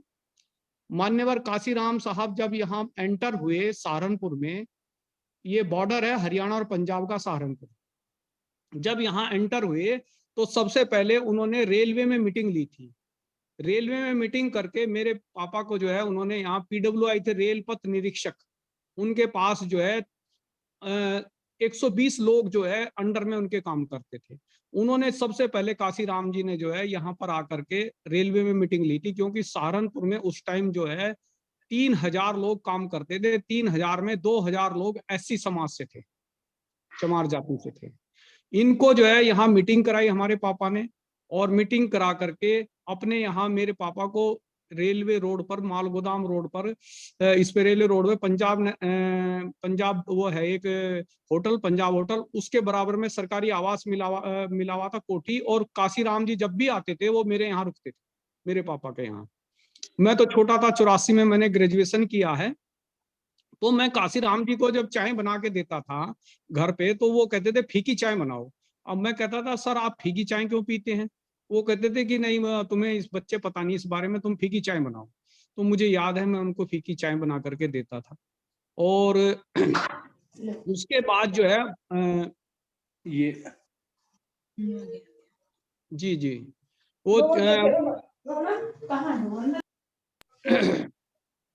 जब काशीराम जी जो है उन्होंने बाम से खड़ा किया, तो मेरे पापा जी जो है यहाँ पर उसके वरिष्ठ कार्यकर्ता रहे। और एक रघुवीर सिंह बोध थे, आपने सुना होगा नाम, रघुवीर सिंह बोध जो है काशीराम के बहुत नजदीकी रहे। ये लोग जो हैं ये रेलवे में ही थे, सब पूरा स्टाफ रेलवे का था। और यहाँ से जो है इन्होंने जो बाम सेफ की शुरुआत की, उसी चक्कर में कैमरा बोलेंगे तो आगे कर लीजिएगा जी, उसी चक्कर में जो है राजीव गांधी की सरकार थी। और राजीव गांधी जो है कांग्रेस आई वाले काशीराम जी को बढ़ई कहते थे, ताकि हाँ जी, अनुसूचित जाति का व्यक्ति इनके साथ ना लगे। वो बोलते थे कि पंजाब का बढ़ई है ये, और ये तुम्हारी जाति का नहीं है। लेकिन काशीराम जी जब हमारे घर रुकते थे तो हम क्षेत्र में सहारनपुर में जाके उनका प्रचार करते थे, उनको बताते थे लोगों को अपने कि नहीं भाई ये तो रविदास या चमार है, और ये जो है ये हमारी जाति का ही है। तो ये वो मैंने दौर देखा है। और मैंने जो है खुद क्षेत्र में जब भी उनकी मीटिंग होती थी, कोई भी क्षेत्र का वो सहारनपुर जिले का प्रोग्राम होता था, तो मैं खुद उसको जो है मेंटेन रखता था। तब जाके वो हर हफ्ते जब भी आते थे सहारनपुर, महीने में 2 महीने में, तो वो हमारे यहाँ ही रुकते थे। तो मैंने काशीराम जी को बहुत नजदीक से देखा है। और मेरे यहाँ सहारनपुर में 3 बौद्ध सभा काम करती हैं। एक तो भारतीय भारतीय बौद्ध सभा, और एक जो है दूसरे एक नाम से और 3 लोग बौद्ध सभा चलाते हैं। और हमारे यहाँ जब हम देहरादून जाते हैं तो वहां पर एक चौक है, उस चौक पे जो है काशीराम जी ने एक सड़क के बिल्कुल कोने पर रिमोन डिपो है, वहां पर जो है काशीराम जी ने एक बाबा साहब की सबसे पहले मूर्ति लगवाई थी और अशोक लाट लगवाई थी, वो आज भी कायम है, उसमें भी मैंने बहुत काम किया है। तो मैं इस कंफ्यूज में हूं कि ये जो एक और 2 सभाएं हमारे यहाँ चलती हैं, राष्ट्रीय बौद्ध महासभा और भारतीय बौद्ध महासभा, ये 2 यहाँ पहले से काम कर रही हैं। जी मेरी आवाज आ रही है? जी आ रही है। हाँ जी, तो ये 2 जो बौद्ध सभाएं हमारे यहाँ काम करती हैं, तो उनमें भी मैं डोनेशन देता हूँ, क्योंकि मैं तो गवर्नमेंट एम्प्लॉय हूँ, मैं तो जो हूँ वैसे डायरेक्ट तो उनसे वो नहीं रखता, लेकिन मैं पार्टिसिपेट करता रहता हूँ। तो वहां पर जो है काशीराम जी ने एक जो स्टैचू लगाया था बाबा साहब का, एक तो वो सभा काम करती है। अब आप मेरे को भी आपके संपर्क में आने का मौका मिला, और अब मैं ये चाहता हूं कि भाई अगर हम सभी, वैसे तो इकट्ठा होने की तो बात है ही नहीं, क्योंकि समाज में हर व्यक्ति की विचारधारा अलग अलग। आज जो ये 2 और हमारे लोग काम करते हैं, मैंने उनको बहुत कोशिश की है एक जगह एक मंच पर लाने की, लेकिन अपने अपने ईगो हैं उन लोगों के, वो जो है अपनी ढपली अपना राग वाली बात करते हैं। तो मैं ये चाहता हूं कि ये जो आपकी जो सभा है बौद्ध महासभा, इससे जुड़कर शायद मैं उनको एक कर पाऊं। हमारे यहाँ सहारनपुर में एक देहरादून से रिटायर हैं, क्या नाम उसके, क्या बोलते हैं उसको, सर्वे ऑफ इंडिया से जी, उन्होंने जो है छुटमलपुर में एक बहुत बड़ा बौद्ध का अपनी पूरी रिटायरमेंट की पूंजी जो है 60 लाख रुपए उसमें लगाए हैं, 2 बीघा जमीन खरीद करके, और वो बौद्ध महासभा चलाते हैं। तो मैं आपसे जो है उनका भी संपर्क कराऊंगा। और एक और व्यक्ति हैं जिन्होंने अपना बौद्ध मठ बनाया हुआ है, मैं उनसे भी आपका संपर्क कराऊंगा। शायद आप अगर मौका मिले, जो आप मेन पदाधिकारी हैं, सहारनपुर आइए और मैं आपको उनसे जो है उनकी विजिट कराऊंगा, और फिर बैठ के जो है सहारनपुर में आप यहाँ की कार्यकारिणी, यहाँ के काम को आप देखिए। मेरा तो बस आपसे ये अनुरोध है, क्योंकि मैं अभी मेरे 2 साल और हैं रेलवे में, तो मैं ये चाहता हूँ कि एक यहाँ संगठन जो है, एक ये हमारी बौद्ध सभा जो है ऐसी संगठित होकर काम करे, ताकि हम जो है सामाजिक चेतना, सद्भाव और ऐसा वातावरण पैदा हो जाए कि जो काशीराम जी ने जो 1980 और 84 के बीच में देखा था, वो ही एक माहौल दोबारा सा बने, ताकि हमारे अधिकारों और हित की रक्षा हो सके।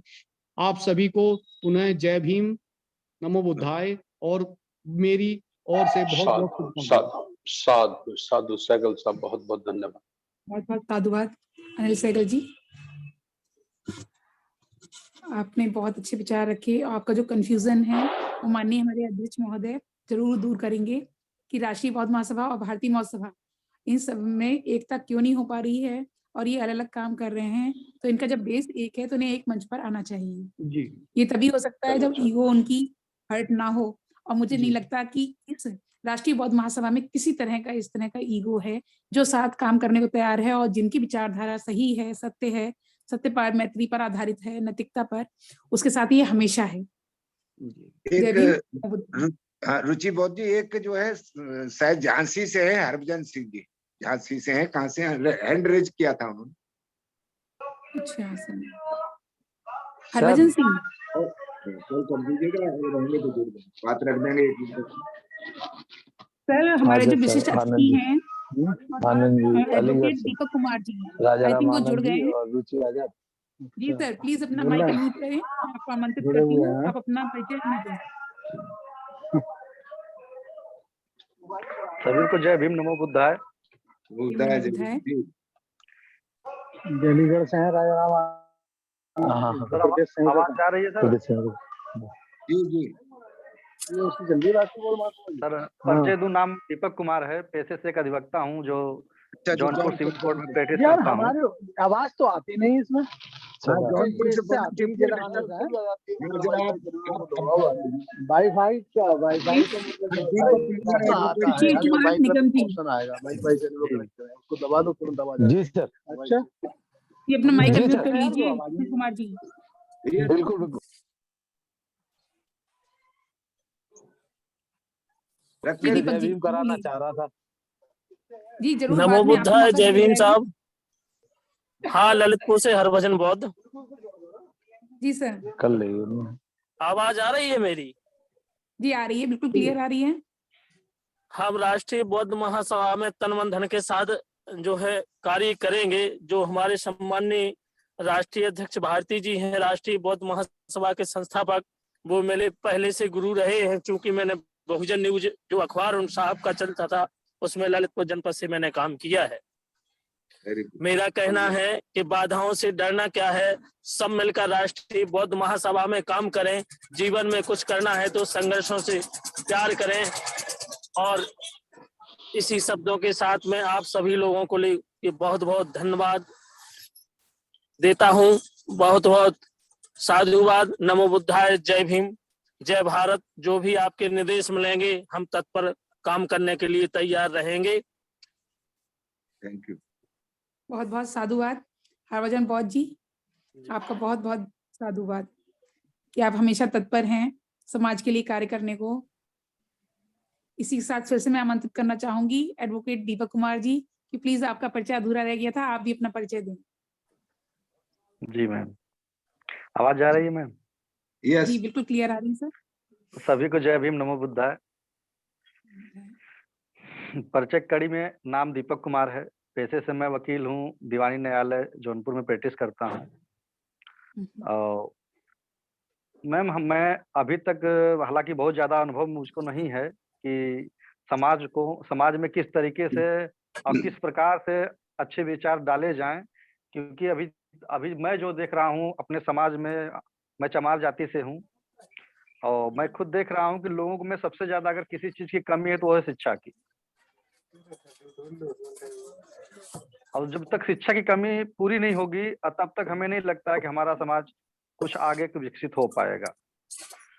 और मैं प्रयास कर रहा हूँ अपने स्तर से, अपने जो हमारे सीनियर हैं एडवोकेट विजेंद्र जी एक्सीडेंटल स्पेशलिस्ट हैं, उन्हीं के साथ प्रैक्टिस भी करता हूँ।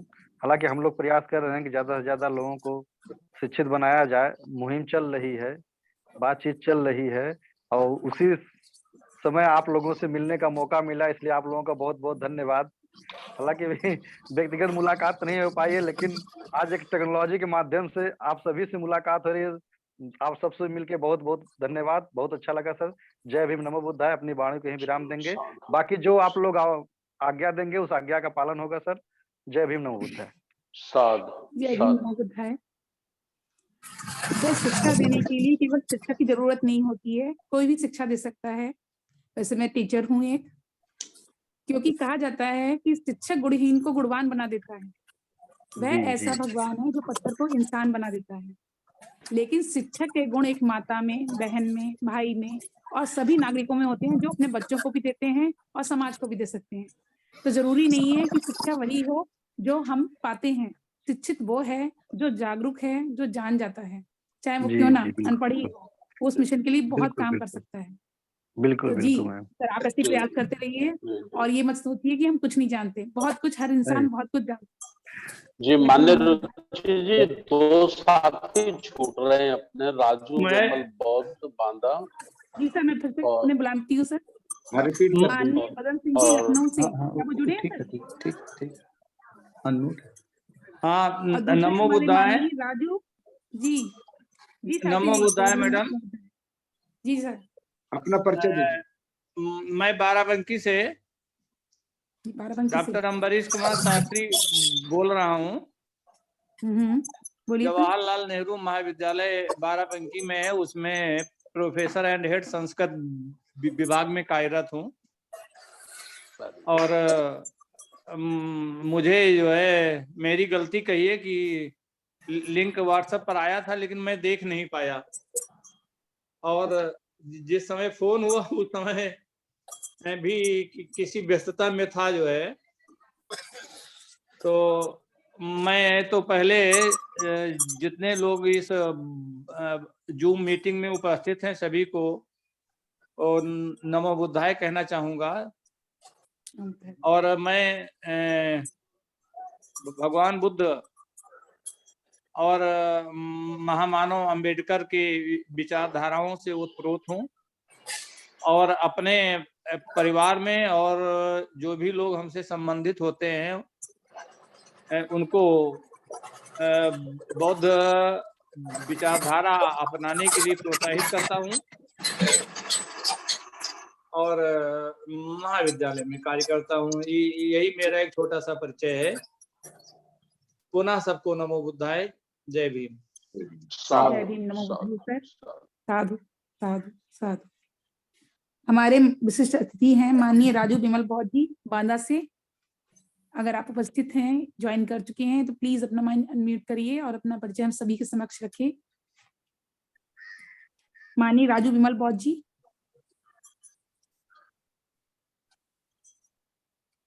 शायद है नहीं। और दूसरे हमारे माननीय अतिथि थे माननीय मदन सिंह जी लखनऊ से।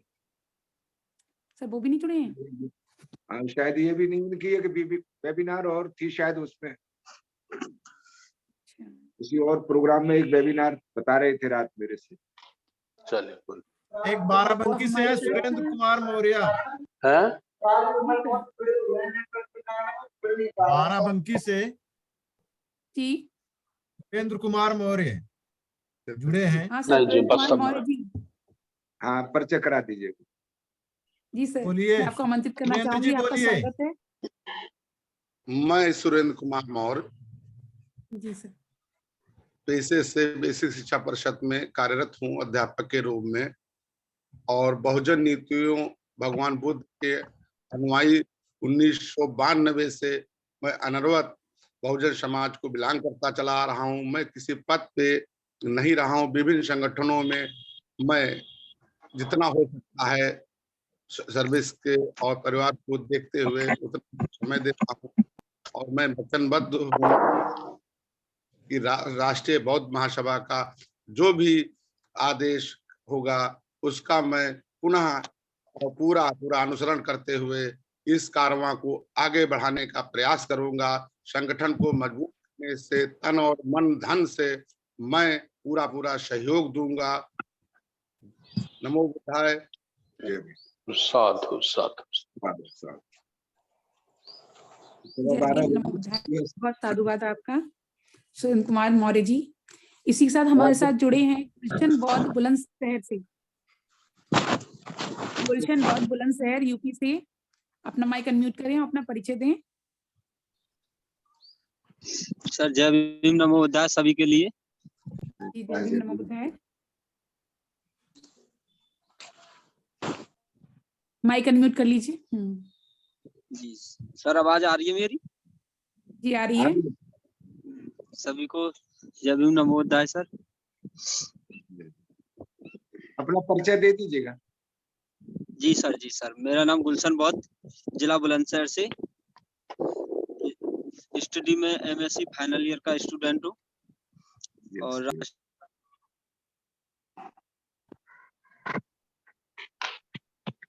आपका नेट काम कर रहा है गुलशन? सर किसी की कॉल आ रही है, इस वजह से दिक्कत हो जाती है। चलो कोई बात नहीं, धन्यवाद, परिचय हो गया आपका।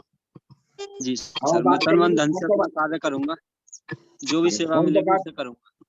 जी धन्यवाद। ठीक सर, जय भीम नमो बुद्धाय। नमो बुद्धाय। जय भीम नमो बुद्धाय। शाम को मनु स्मृति दहन का कार्यक्रम है, उसमें भी जुड़िएगा। जी सर, बिल्कुल। शाम को 8 बजे। जी सर, बिल्कुल। यही जूम आईडी नंबर रहेगा, यही पासवर्ड रहेगा, यही लिंक रहेगा। जी सर, बिल्कुल। मैं हर रोज जुड़ता हूँ, किसी वजह से नहीं जुड़ पाता, वरना डेली जुड़ता हूँ। चलिए और साथियों को भी जोड़िए 10-5 को, ठीक है? जी सर, बिल्कुल। जी मान्य रुचि जी, समापन की ओर ले चलो मीटिंग को। जी सर, आज सभी विशिष्ट अतिथियों का वक्तव्य हो गया है। 2 हमारे विशिष्ट अतिथि जरूर अनुपस्थित रहे हैं, शायद कोई कारण होगा। नहीं, के साथ अब राजू बिमल जुड़े हुए हैं, लेकिन वो अपने को, उनका फोन आया है अभी ऑफिस में कि मैं जुड़ा हुआ हूं, लेकिन मैं अपने को अनम्यूट नहीं कर पा रहा हूं। कोई बात नहीं। सर मैं एक सवाल पूछना चाहता हूँ। उनकी हाजिरी लगा दीजिए राजू बिमल साहब की, बांदा वालों की। जी पूछिए गुलशन जी। सर ये 3 जनवरी का जो प्रोग्राम है माता सावित्रीबाई फुले जी का शिक्षा दिवस के रूप में, जी जी, तो हम आगरा ही आना पड़ेगा या हम अपने यहाँ भी मना सकते हैं? अपने अपने जिलों में मनाइए सब लोग। जी सर, जी सर, अपने अपने जिलों में मनाइए और उसका नाम रखिए राष्ट्रीय शिक्षा दिवस समारोह। जी सर, जी सर। और क्या लिखना है वो व्हाट्सएप के माध्यम से सेंटर ऑफिस से सबको भेज दिया गया है। हाँ सर, जी जी। और जो जिसको नहीं मिला हो तो सेंटर ऑफिस से और मांग लीजिए। और इस दिन को हमको राष्ट्रीय लेवल पे शिक्षा दिवस भारत में घोषित करना है, मान्यता देनी है इसको। ठीक है जी सर, जी सर। चलिए, धन्यवाद। Thank you sir, thank you. जी सर, जैसा कि सभी को विदित है कि आज की वेबिनार काफी सफल रही, काफी लोग इसमें उपस्थित रहे। आप सभी का बहुत बहुत आभार। क्या सर आज ही डिक्लेयर करेंगे अध्यक्ष और उपाध्यक्ष? जी बिल्कुल, अभी करेंगे। आप हमारा नाम अनाउंस कर दो। जी सर, इसी के साथ मैं आमंत्रित करना चाहूंगी माननीय अध्यक्ष माननीय धर्म प्रकाश भारती जी को कि वो हम सभी के सामने जो भी उन्होंने एक समिति या संघ गठित किया है उसमें किस किस पद पर कौन कौन आभार व्यक्त किए हैं और उनको उस पद को निर्वाचित किया गया है वो यहाँ बताएं। माननीय धर्म प्रकाश भारती जी। जी अच्छा, मेरी आवाज ठीक से आ रही है?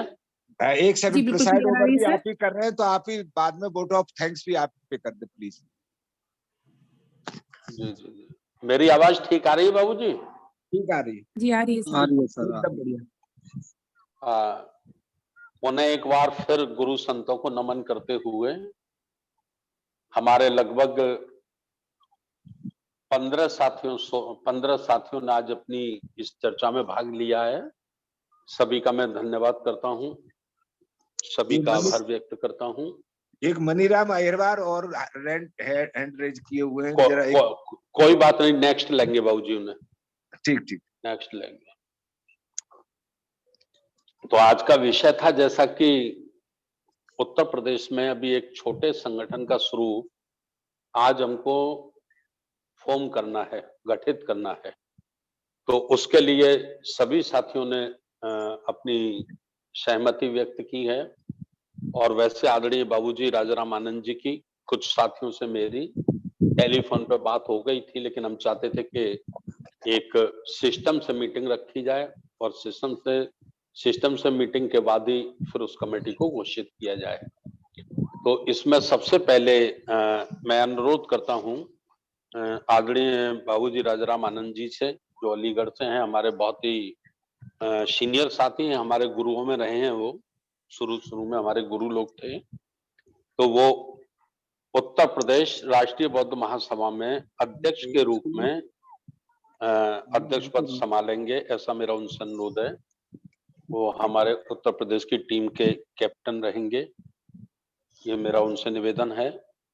दूसरा, हमारा बाराबंकी से हैं माननीय दशरथ मौर्य जी, जो ओबीसी समाज को बिलोंग करते थे बुद्ध बनने से पहले।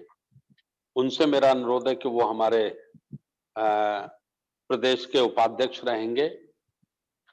ये मेरा साथी, उनसे निवेदन है, वो स्वीकार करेंगे हमारा निवेदन। तीसरा है डॉक्टर विश्वजीत जी, जो मूल रूप से हाथरस से हैं। मैनपुरी उनका कार्य क्षेत्र रहा है और अभी वर्तमान में वो कानपुर में पोस्टेड हैं। तो मैं उनसे अनुरोध करूंगा कि वो हमारे कोषाध्यक्ष रहेंगे। उनको हम आज कोषाध्यक्ष नियुक्त करते हैं। तो इस तरह से ये 3 जो पोस्ट हैं, ये सामान्य रूप से पूरे उत्तर प्रदेश में काम करेंगे। अब चूंकि उत्तर प्रदेश बड़ा है, 75 जिले हैं, 18 मंडल हैं, 25 करोड़ की आबादी है, यानी भारत की 20% आबादी केवल उत्तर प्रदेश से ही है। तो उत्तर प्रदेश को हमने लगभग अभी नहीं बांटा है बाबूजी, आप लोगों से बात करके बांट लेंगे। 10 जोन में या 9 जोन में बांटेंगे। अभी 4 इसमें जो आदरणीय बहन जी की जब सरकार थी, हम भी विधायक थे, तो 4 प्रदेश बनाने के लिए केंद्र सरकार को बहन जी ने विधानसभा से और विधान परिषद से प्रस्ताव पारित किया था। तो जो प्रस्ताव पारित किया था उसमें एक पश्चिमी उत्तर प्रदेश, एक बुंदेलखंड, एक पूर्वी उत्तर प्रदेश और एक अवध प्रदेश।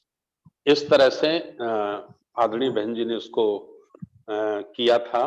तो चारों में अभी हम छोटा छोटा संगठन जो आज बना रहे हैं, तो ललितपुर बुंदेलखंड में आता है। तो ललितपुर से हैं हमारे सरदेव चंद्रभान बेसरा साहब, जो बहुत ही सीनियर हैं बहुजन समाज पार्टी के, कई प्रदेशों में कोऑर्डिनेटर रहे हैं, ललितपुर में लंबे समय तक जिलाध्यक्ष रहे हैं। तो आपको प्रदेश का महासचिव हम बना रहे हैं आज, और आप कोऑर्डिनेटर रहेंगे, प्रभारी रहेंगे बुंदेलखंड के। बुंदेलखंड में जो 8 या 7 जिले हैं, आप बाबूजी राजाराम आनंद जी साहब के निर्देशन में और अपने दशरथ मौर्य जी के निर्देशन में आप बुंदेलखंड को तैयार करेंगे, ऐसा निवेदन। दूसरा हमारे सुशील कुमार निगम साहब हैं बरेली से, इनको हम उत्तर प्रदेश का महासचिव बना रहे हैं और ये प्रभारी रहेंगे पश्चिमी उत्तर प्रदेश। विशेष रूप से 3 मंडलों को आप तैयार करेंगे, जिसमें बरेली मंडल, अलीगढ़ मंडल और आगरा मंडल। चूंकि पश्चिमी उत्तर प्रदेश में 6 मंडल हैं, तो ये बड़ा प्रदेश है, तो इसलिए हम यहाँ 2 महासचिव बना रहे हैं। एक सुशील कुमार निगम जो बरेली से हैं, दूसरे हमारे माननीय रिटायर्ड डीएसपी रामजीलाल भारती साहब। रामजीलाल भारती साहब, आप भी प्रदेश महासचिव रहेंगे और प्रभारी पश्चिमी उत्तर प्रदेश। पश्चिमी उत्तर प्रदेश हैं, आप लोग बाबूजी से बात करके तो आप और सुशील कुमार निगम साहब अपना अपना सुविधा के अनुसार आप लोग अपना काम बांट लेंगे। लिखते जाएंगे बाबूजी सबका? लिख रहा हूं मैं। जी जी। एडवोकेट दीपक कुमार, जब मेरी इनसे फोन से बात हुई थी तो आवाज से ऐसा लग रहा था कि वो बड़े बूढ़े लोग हैं, व्यक्ति बड़े बुजुर्ग हैं ये, लेकिन अभी मैंने इनको स्क्रीन पे देखा तो यंग है, जवान है। तो दीपक कुमार जी एडवोकेट साहब, आपसे हमारी ज्यादा उम्मीदें हैं। घर परिवार सबका है, बिना घर परिवार के कोई नहीं है। तो घर परिवार के साथ साथ आप अपनी योग्यता का, अपनी क्षमताओं का महापुरुषों के आंदोलन के लिए भी थोड़ा बड़ा सहयोग करिए, ऐसा मेरा आपसे निवेदन है। तो आपको हम प्रदेश का महासचिव बना रहे हैं और प्रभारी आप रहेंगे पूर्वांचल, पूर्वी उत्तर प्रदेश के आप प्रभारी रहेंगे। और बहुत सारे सहयोगी हैं, आप सब लोग केंद्रीय कार्यालय आगरा से नामों की लिस्ट मांग लेना हमारे मुकेश कुमार गौतम साहब से, और शशि से, वो आपको नामों की लिस्ट दे देंगे। बहुत सारे लोग आपके सहयोग में हैं। बिल्कुल सर, बिल्कुल। तो यह है। और अपने गौतम राव अकेला साहब, आप गाजीपुर से हैं, गौतम राव अकेला जी गाजीपुर, आपको भी हम प्रदेश का महासचिव बना रहे हैं और आप भी प्रभारी उत्तर प्रदेश, प्रभारी पूर्वी उत्तर प्रदेश आप रहेंगे, क्योंकि पूर्वी उत्तर प्रदेश भी बहुत बड़ा एरिया है, बहुत बड़ा एरिया है। उसकी सीमाएं इधर बिहार राज्य से सब सटी पड़ी हैं, दूर दूर का है, और मजबूत बहुजन समाज है हमारा उधर। SC OBC में अच्छा भाईचारा उधर मैंने बसपा के समय देखने को मुझे मिला है। तो आप दोनों मिलके बाबूजी की सलाह मशवरा, राजाराम आनंद जी और हमारे प्रदेश उपाध्यक्ष माननीय दशरथ मौर्य जी की सलाह मशवरा से आप उधर पूर्वांचल यानी पूर्वी उत्तर प्रदेश जिसको कहते हैं, तो आप उसको ठीक कर लेंगे, ये मेरा आपसे निवेदन है। और राजू बिमल बौद्ध जो बांदा से हैं, तो आप प्रदेश के संगठन सचिव रहेंगे, आप प्रदेश के संगठन सचिव रहेंगे। और जूम से जुड़ने की प्रैक्टिस कर लीजिए। आप शशि से, जो केंद्रीय कार्यालय में लड़की बैठती है, वो एक्सपर्ट है, वो आपको सिखा देगी, आप उससे सीखकर इसकी प्रैक्टिस कर लीजिए। ये मेरा आप लोगों से अनुरोध है। तो मुझे लग रहा है सब हो गया बाबूजी, कुछ छूटा तो नहीं? हाँ सही, सब सही हो गया। बाकी और मंडलों के लिए बहुत से लोग हैं इसमें, मंडलों के लिए और उनके लिए तो जैसे अपने ये क्या नाम है, अनिल कुमार सहगल हैं, मंडल के लिए बहुत ही फिट हैं एकदम। और कुशवाहा जी हैं गाजीपुर वाले। हाँ, तो आप इन सबसे बातचीत करके और इनके मंडलों में एक एक मीटिंग लगा लो, है ना? वहाँ बहुत ज्यादा लोग ना रहे तो 100 लोग हो जाएं। अगर कुर्सी माइक ना लगा पाए तो कोई बात नहीं, दरी फर्श बिछा लें। जी सर। दरी फर्श बिछा के बैठ ले, वहां बात कर लें। और बहुत जल्दी फिर उत्तर प्रदेश लेवल का, राष्ट्रीय बौद्ध महासभा का उत्तर प्रदेश लेवल का लखनऊ में एक धम्म कार्यकर्ता प्रशिक्षण शिविर का हम लोग आयोजन करेंगे। तो धम्म क्या है? धम्म को सफल करने के लिए कार्यकर्ता में कौन कौन सी गुण होने चाहिए, क्या उसकी क्षमताएं होनी चाहिए, और हजारों जातियों में बटे हुए समाज को कैसे एक सूत्र में, एक माला में पिरोया जा सकता है। तो ये जो छोटी छोटी सी बातें हैं जिनका बहुत अरे भाई बढ़िया है। नहीं वो तो ठीक, अच्छी बात है। दे रहे हैं मौका। लगभग हर चुनाव में तो चेंज होते रह रहे हैं, हर समाज को मिल ही रहा है। समय बहुत हो गया, 12:30 बजने को है। बाकी बाबूजी, राजाराम आनंद जी और हमारे प्रदेश के उपाध्यक्ष आदरणीय दशरथ मौर्य साहब, चंद्रभान बेशरा जी, सुशील कुमार निगम जी, रामजीलाल भारती साहब, डॉक्टर विश्वजीत साहब और अपने एडवोकेट दीपक कुमार साहब, गौतम राव अकेला साहब, राजू बिमल जी, आप लोग सब मिलजुल के आपस में कोऑर्डिनेशन बना के यूपी को कैसे बड़े पैमाने पे तैयार किया जा सकता है, इस पे आप चर्चा कर लें। और 3 जनवरी माता सावित्रीबाई फुले की 192 जन्म जयंती है और उनका योगदान बहुजन समाज के लिए बहुत बड़ा योगदान है।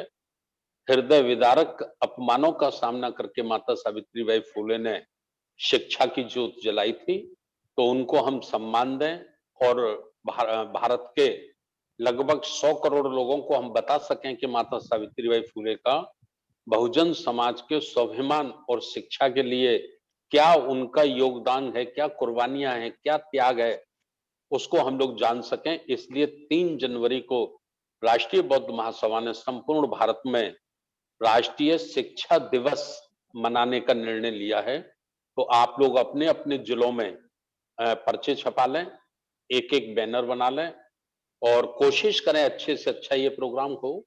लेकिन बहुत अच्छा ना कर सके तो आप 100 150 50 लोगों को जरूर बैठाल के महात्मा ज्योतिराव फुले जी के जीवन और माता सावित्रीबाई फुले की कुर्बानियों को बहुजन समाज को, भारत के लोगों को जरूर बताएं।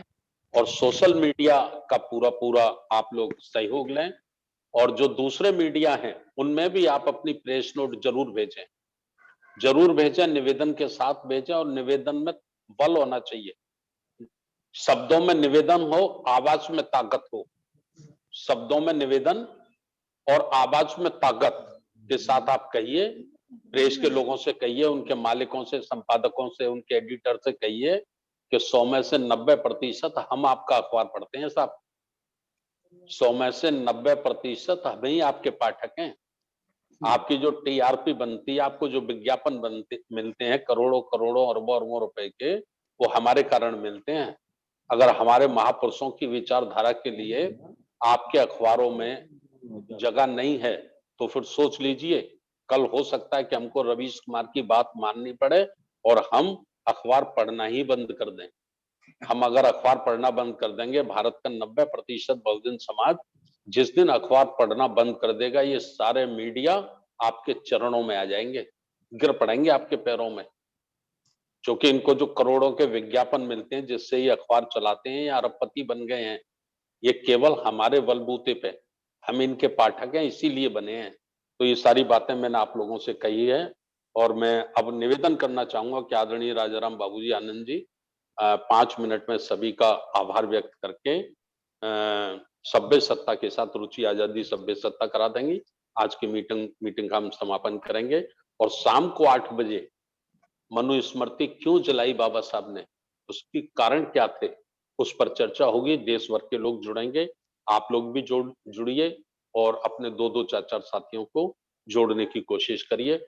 बहुत बहुत धन्यवाद। नमो बुद्धाय। जय भीम।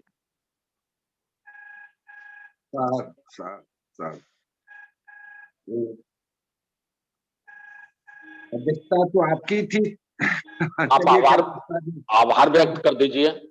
अच्छा, आपका निर्देश। तो सबसे पहले तो मैं पुनः अपने महापुरुषों के चरणों में नमन करते हुए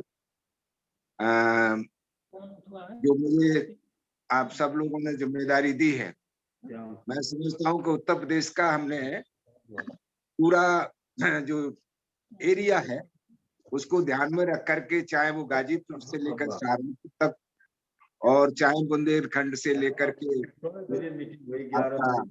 मध्यांचल और गोरखपुर बाराबंकी, तो ये सब इसमें जो साथी यहाँ उपस्थित हैं उन्होंने भरोसा करते हुए ये जो टीम बनाई है, तो उसमें मुझे फर्स्ट अमॉन्ग्स द इक्वल्स, मतलब इक्वल्स के बीच में किसी को आगे करने की जो प्रथा होती है, तो मैं इतना ही भर इसको मानता हूँ। बाकी तो सभी अध्यक्ष हैं, सभी इसमें महासचिव हैं, सभी इसमें, और इससे भी ज्यादा बढ़ करके सब लोग हम काम करने वाले धन सेवक हैं। तो मैं सहर्ष उसको आपकी दी हुई जिम्मेदारी का प्रतिज्ञा के साथ, संकल्प के साथ आपके सामने घोषणा करता हूं कि मैं इसको अपने अंतिम क्षण तक, जब तक मैं कर सकता हूं तब तक मैं इसको करता रहूंगा। और जब भी कोई संगठन के हित में कोई नया निर्देश मिलेगा तो सहर्ष उसको मैं फॉलो करूंगा। तो कई बार ऐसा होता है कि जो रेलिंग पॉइंट होता है, जैसे अभी हमारे इस सारी मूवमेंट का रेलिंग पॉइंट माननीय धर्म प्रकाश भारती जी हैं, तो अगर उन्होंने कभी ये सोचा कि भाई हमें कहीं राजाराम आनंद को रिप्लेस करना चाहिए, तो उसके लिए भी मैं आज ये प्रतिबद्धता जाहिर करता हूं कि मैं सहर्ष उनकी बात को फॉलो करूंगा, क्योंकि संगठन नियमों से चलते हैं, संघ नियमों से चलते हैं, अनुशासन से चलते हैं, और किसी व्यक्ति का अपना कोई लक्ष्य नहीं होता। जो संघ का लक्ष्य होता है वही व्यक्तियों का लक्ष्य होता है, विचारधारा सबसे बड़ी होती है। तो मैंने ये बात जो पूरे प्रदेश की इसलिए कही कि मेरे पास एक जानकारी है कि यहाँ एक ऐसा भी संगठन है जिसमें एक नेशनल ऑर्गेनाइजेशन का पद है, और वो उत्तर प्रदेश का इंचार्ज होता है, तो वो अलीगढ़ का ही है और एक जाति विशेष का आदमी है। उसका जो प्रदेश का अध्यक्ष है वो अलीगढ़ का ही है और एक जाति विशेष, उसी जाति विशेष का आदमी है। इसमें एक संरक्षक का पद है और वो अलीगढ़ का ही है, और एक जाति विशेष का, उसी जाति विशेष का आदमी है। इसमें एक प्रदेश कोषाध्यक्ष का पद है और वो अलीगढ़ का ही है, और एक जाति विशेष का ही आदमी उसी का। इसमें एक प्रदेश कार्यालय सचिव का पद है और वो भी उसी जाति विशेष का, अलीगढ़ का ही है। इसमें एक प्रदेश संगठक है जो उसी जाति विशेष का है और वो भी अलीगढ़ का ही है। और इसमें मंडल के 4 जो है मंडल उपाध्यक्ष है और वो एक ही जाति विशेष के हैं और अलीगढ़ के ही हैं, और 3 जो है उसमें महासचिव है मंडल के, वो भी एक उसी जाति विशेष के हैं और अलीगढ़ के ही हैं। तो इसमें जो देर लगी उत्तर प्रदेश के संगठन को फॉर्म करने में और चर्चा करने में, मैं समझता हूं कि मैं शायद जून के महीने में माननीय धर्म प्रकाश भारती जी के संपर्क में आया था, और अभी शायद ये 6 महीने पूरे नहीं हो रहे हैं। तो 3 महीने से तो लगातार हम इस प्रक्रिया में थे कि किसी तरह से संगठन 5-7 आदमियों का उत्तर प्रदेश में बन जाए। तो इसलिए मुश्किल था क्योंकि इसे पूरे प्रदेश का बनाना था। अगर अलीगढ़ का बनाना होता तो मैं समझता हूँ, जो मैंने आपको बताया कि इसमें नेशनल ऑर्गेनाइजर एक जाति विशेष का अलीगढ़ का ही रहने वाला, इसका जो प्रदेश का अध्यक्ष है उसी जाति विशेष का अलीगढ़ का ही रहने वाला, उसका संरक्षक जाति विशेष का उसी अलीगढ़ का ही रहने वाला। ये सारे लोग जो है, मैं समझता हूँ उन्होंने ये भी नहीं सोचा कि पड़ोस में बुलंदशहर है, पड़ोस में मंडल आगरा है, उन्होंने कहा कि भाई जब तक हम हैं तब तक इधर उधर क्यों जाने दें किसी को, ये तो हमारी मिल्कियत है, बाबा साहब जो हमारे जिम्मे कर गए हैं इस विरासत को, तो हमें इधर उधर नहीं जाने देना चाहिए। लेकिन खुशी की बात है कि ये जो बहुत बैलेंसिंग करके इसको आज जो ये टीम बनी है, तो इसमें हम लोग गोल्ड मेडल और अपने जिले का, मंडल का, प्रदेश का नाम रोशन करने के लिए और देश में अपनी हैसियत खड़ी करने के लिए उत्तर प्रदेश की काम करेंगे। और जहां तक मैं समझता हूं कि बहुत सारी बातें हैं जो अभी हम स्टार्टिंग में हैं, तो आगे हमारे जो पार्टी इसके क्या राष्ट्रीय बौद्ध महासभा के जो संस्थापक हैं, तो उन्हें बहुत विस्तृत ज्ञान है। मैं तो ये समझ रहा था मैं ये राजनीति करते रहे पूरी जिंदगी, तो इन्हें क्या आता होगा धर्म और संस्कृति के बारे में। लेकिन मुझे मालूम है कि जब आप जो है थोड़ा बहुत जब क्लास अटेंड करने लगोगे, तो आगे चल करके आपको ये पूरा बताया जाएगा कि इसके जो शैडो ऑर्गेनाइजेशंस हैं, तो वो एक से एक ऐसे हैं जो मतलब पूरा आप देखेंगे 1 साल के अंदर के आप एक मेन स्ट्रीम ऑर्गेनाइजेशन होंगे। पूरे इंडिया के जो 135 करोड़ लोग हैं, तो वहां तक पहुंचने के लिए ये कैडर बेस्ड होते होते मास बेस्ड बन जाएगा। और उसके बाद ये इसमें बहुत सारे जैसे धम्म सेवक संघ है, जैसे इसमें आपका सामाजिक न्याय परिषद है, जैसे इसमें इसकी जो संसदीय इसका पार्लियामेंट्री बोर्ड है, जिसमें 100 और 125 आदमियों को पूरे देश भर में विशेषज्ञ लोगों को इसमें इन्वॉल्व करने की बात है। इसमें जो है राष्ट्रीय सम्यक शिक्षा पर बहुत सारे जो मतलब में इस वक्त जो है समय को ध्यान में रखते हुए, तो मेरा यही है कि सबको काम करने में बहुत अच्छा लगेगा, सबको हमको भी विश्वास खड़ा होगा और हम समाज को भी विश्वास दिला पाएंगे। क्योंकि आज की तारीख में जो विश्वास की कमी हुई है, क्योंकि कोई भी मूवमेंट तब तक नहीं चल पाती जब तक विश्वास न हो। कोई भी व्यक्ति जब तक उसका विश्वास नहीं होगा तब तक उसके साथ कोई चलने के लिए खड़ा नहीं होता है। तो मैं यही बात कहते हुए, क्योंकि हमने 10:30 बजे 11:45 बजे करीब ये वेबिनार शुरू की थी और काफी बड़ा काम था आज, तो थोड़ा समय ज्यादा लग गया है। सभी जो पार्टिसिपेंट्स हैं, हमारे जो साथी जो इसमें जुड़े हुए हैं, जिनको सुन नहीं पाए, तो उनको भी क्षमा याचना के साथ कि आगे बहुत से मौके मिलेंगे। हम लोग जो है 300, क्योंकि ये काम ऐसा नहीं है कि साल में 1 दिन करने से हो जाए या 2-3 दिन करने से हो जाए। साल में 365 दिन काम करने की जरूरत है इसमें। और अगर काम कैसे होगा, तो इसके लिए तो अभी बहुत बढ़िया फॉर्मूला भारती जी ने मुझे बताया कि बाबूजी कोई कुछ न करना चाहे तो सोते वक्त खाना खाने के बाद सिर्फ 5 मिनट अपने महापुरुषों के नाम याद करके और उनके काम को याद करके सो जाए, तो ये भी एक अच्छा काम है। शाम को सोते से पहले अपने महापुरुषों को याद कर ले कि भाई गुरु नारायण गुरु कौन थे, महात्मा ज्योतिबा फुले कौन थे, सावित्रीबाई फुले ने क्या किया, गुरु घासीदास ने कैसे शिक्षा के लिए मतलब वहां से छत्तीसगढ़ से लेकर के कलकत्ता तक पदयात्रा करते हुए ज्ञापन देने गए। बहुत सारी बातें हैं। तो हम काम करने वाले लोगों के लिए इसे 365 दिन काम करने की परंपरा डालनी होगी। क्योंकि गड़बड़ यही रही कि हमने सिर्फ सोचा कि भाई 1 दिन काम बहुत है, 14 अप्रैल को हो तो गया, अब अगली बार 14 अप्रैल आएगी जब देखेंगे, या बीच में और मन करेंगे तो 6 दिसंबर देख लेंगे। तो ये इस तरह का जो मतलब है आगे हम लोग चर्चा करेंगे। एक बड़ा मूवमेंट है, ओवरऑल जो सांस्कृतिक मूवमेंट होता है वो बहुत उसी से सारी चीजें कनेक्टेड होती हैं, चाहे धार्मिक हो चाहे आर्थिक हो, ये सारी मतलब एक दूसरे के पूरक है। तो हम लोग मिलजुल करके सब काम करेंगे। मैं आश्वस्त करता हूँ अपने राष्ट्रीय बौद्ध महासभा की जो नेशनल एग्जीक्यूटिव्स हैं, जो इसमें कुछ लोग उपस्थित हैं और खास करके फाउंडर प्रेसिडेंट यहाँ मौजूद हैं, तो मैं उनके सामने पुनः ये प्रतिबद्धता अपनी जताते हुए इस काम को हम उनके आशाओं के अनुरूप पूरी तरह से पूरा करने की कोशिश करेंगे। नमो बुद्धाय, जय भीम, जय संविधान। साधु साधु साधु साधु। Thank you. आप सभी नवनियुक्त पदाधिकारियों को मेरी तरफ से शुभकामनाएं। जिस प्रकार से आप सभी की सहयोग से, आप सभी के श्रेय से ये वेबिनार सफल हुई है, उसी तरह मैं आशा करूंगी कि आप भी राष्ट्रीय बौद्ध महासभा की विचारधारा और इस कारवां को आगे तक ले जाएंगे। और इसी के साथ मैं चाहूंगी कि आप सभी अपने मन को शांत करें और सभ्य सत्ता कराकर इस वेबिनार का समापन करें। सब्बे सत्ता सुखी हन्तु शब्बे हन्तु शब्बे भद्राणि पश्यन्तु मा सब्बे सत्ता हन्तु शब्बे हन्तु चखेमिनो भद्राणि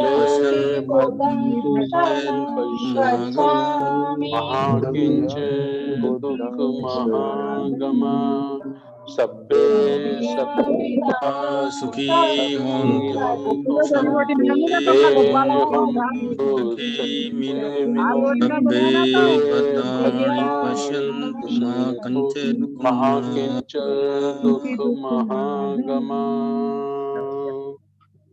बुद्धं नमामि धम्मं नमामि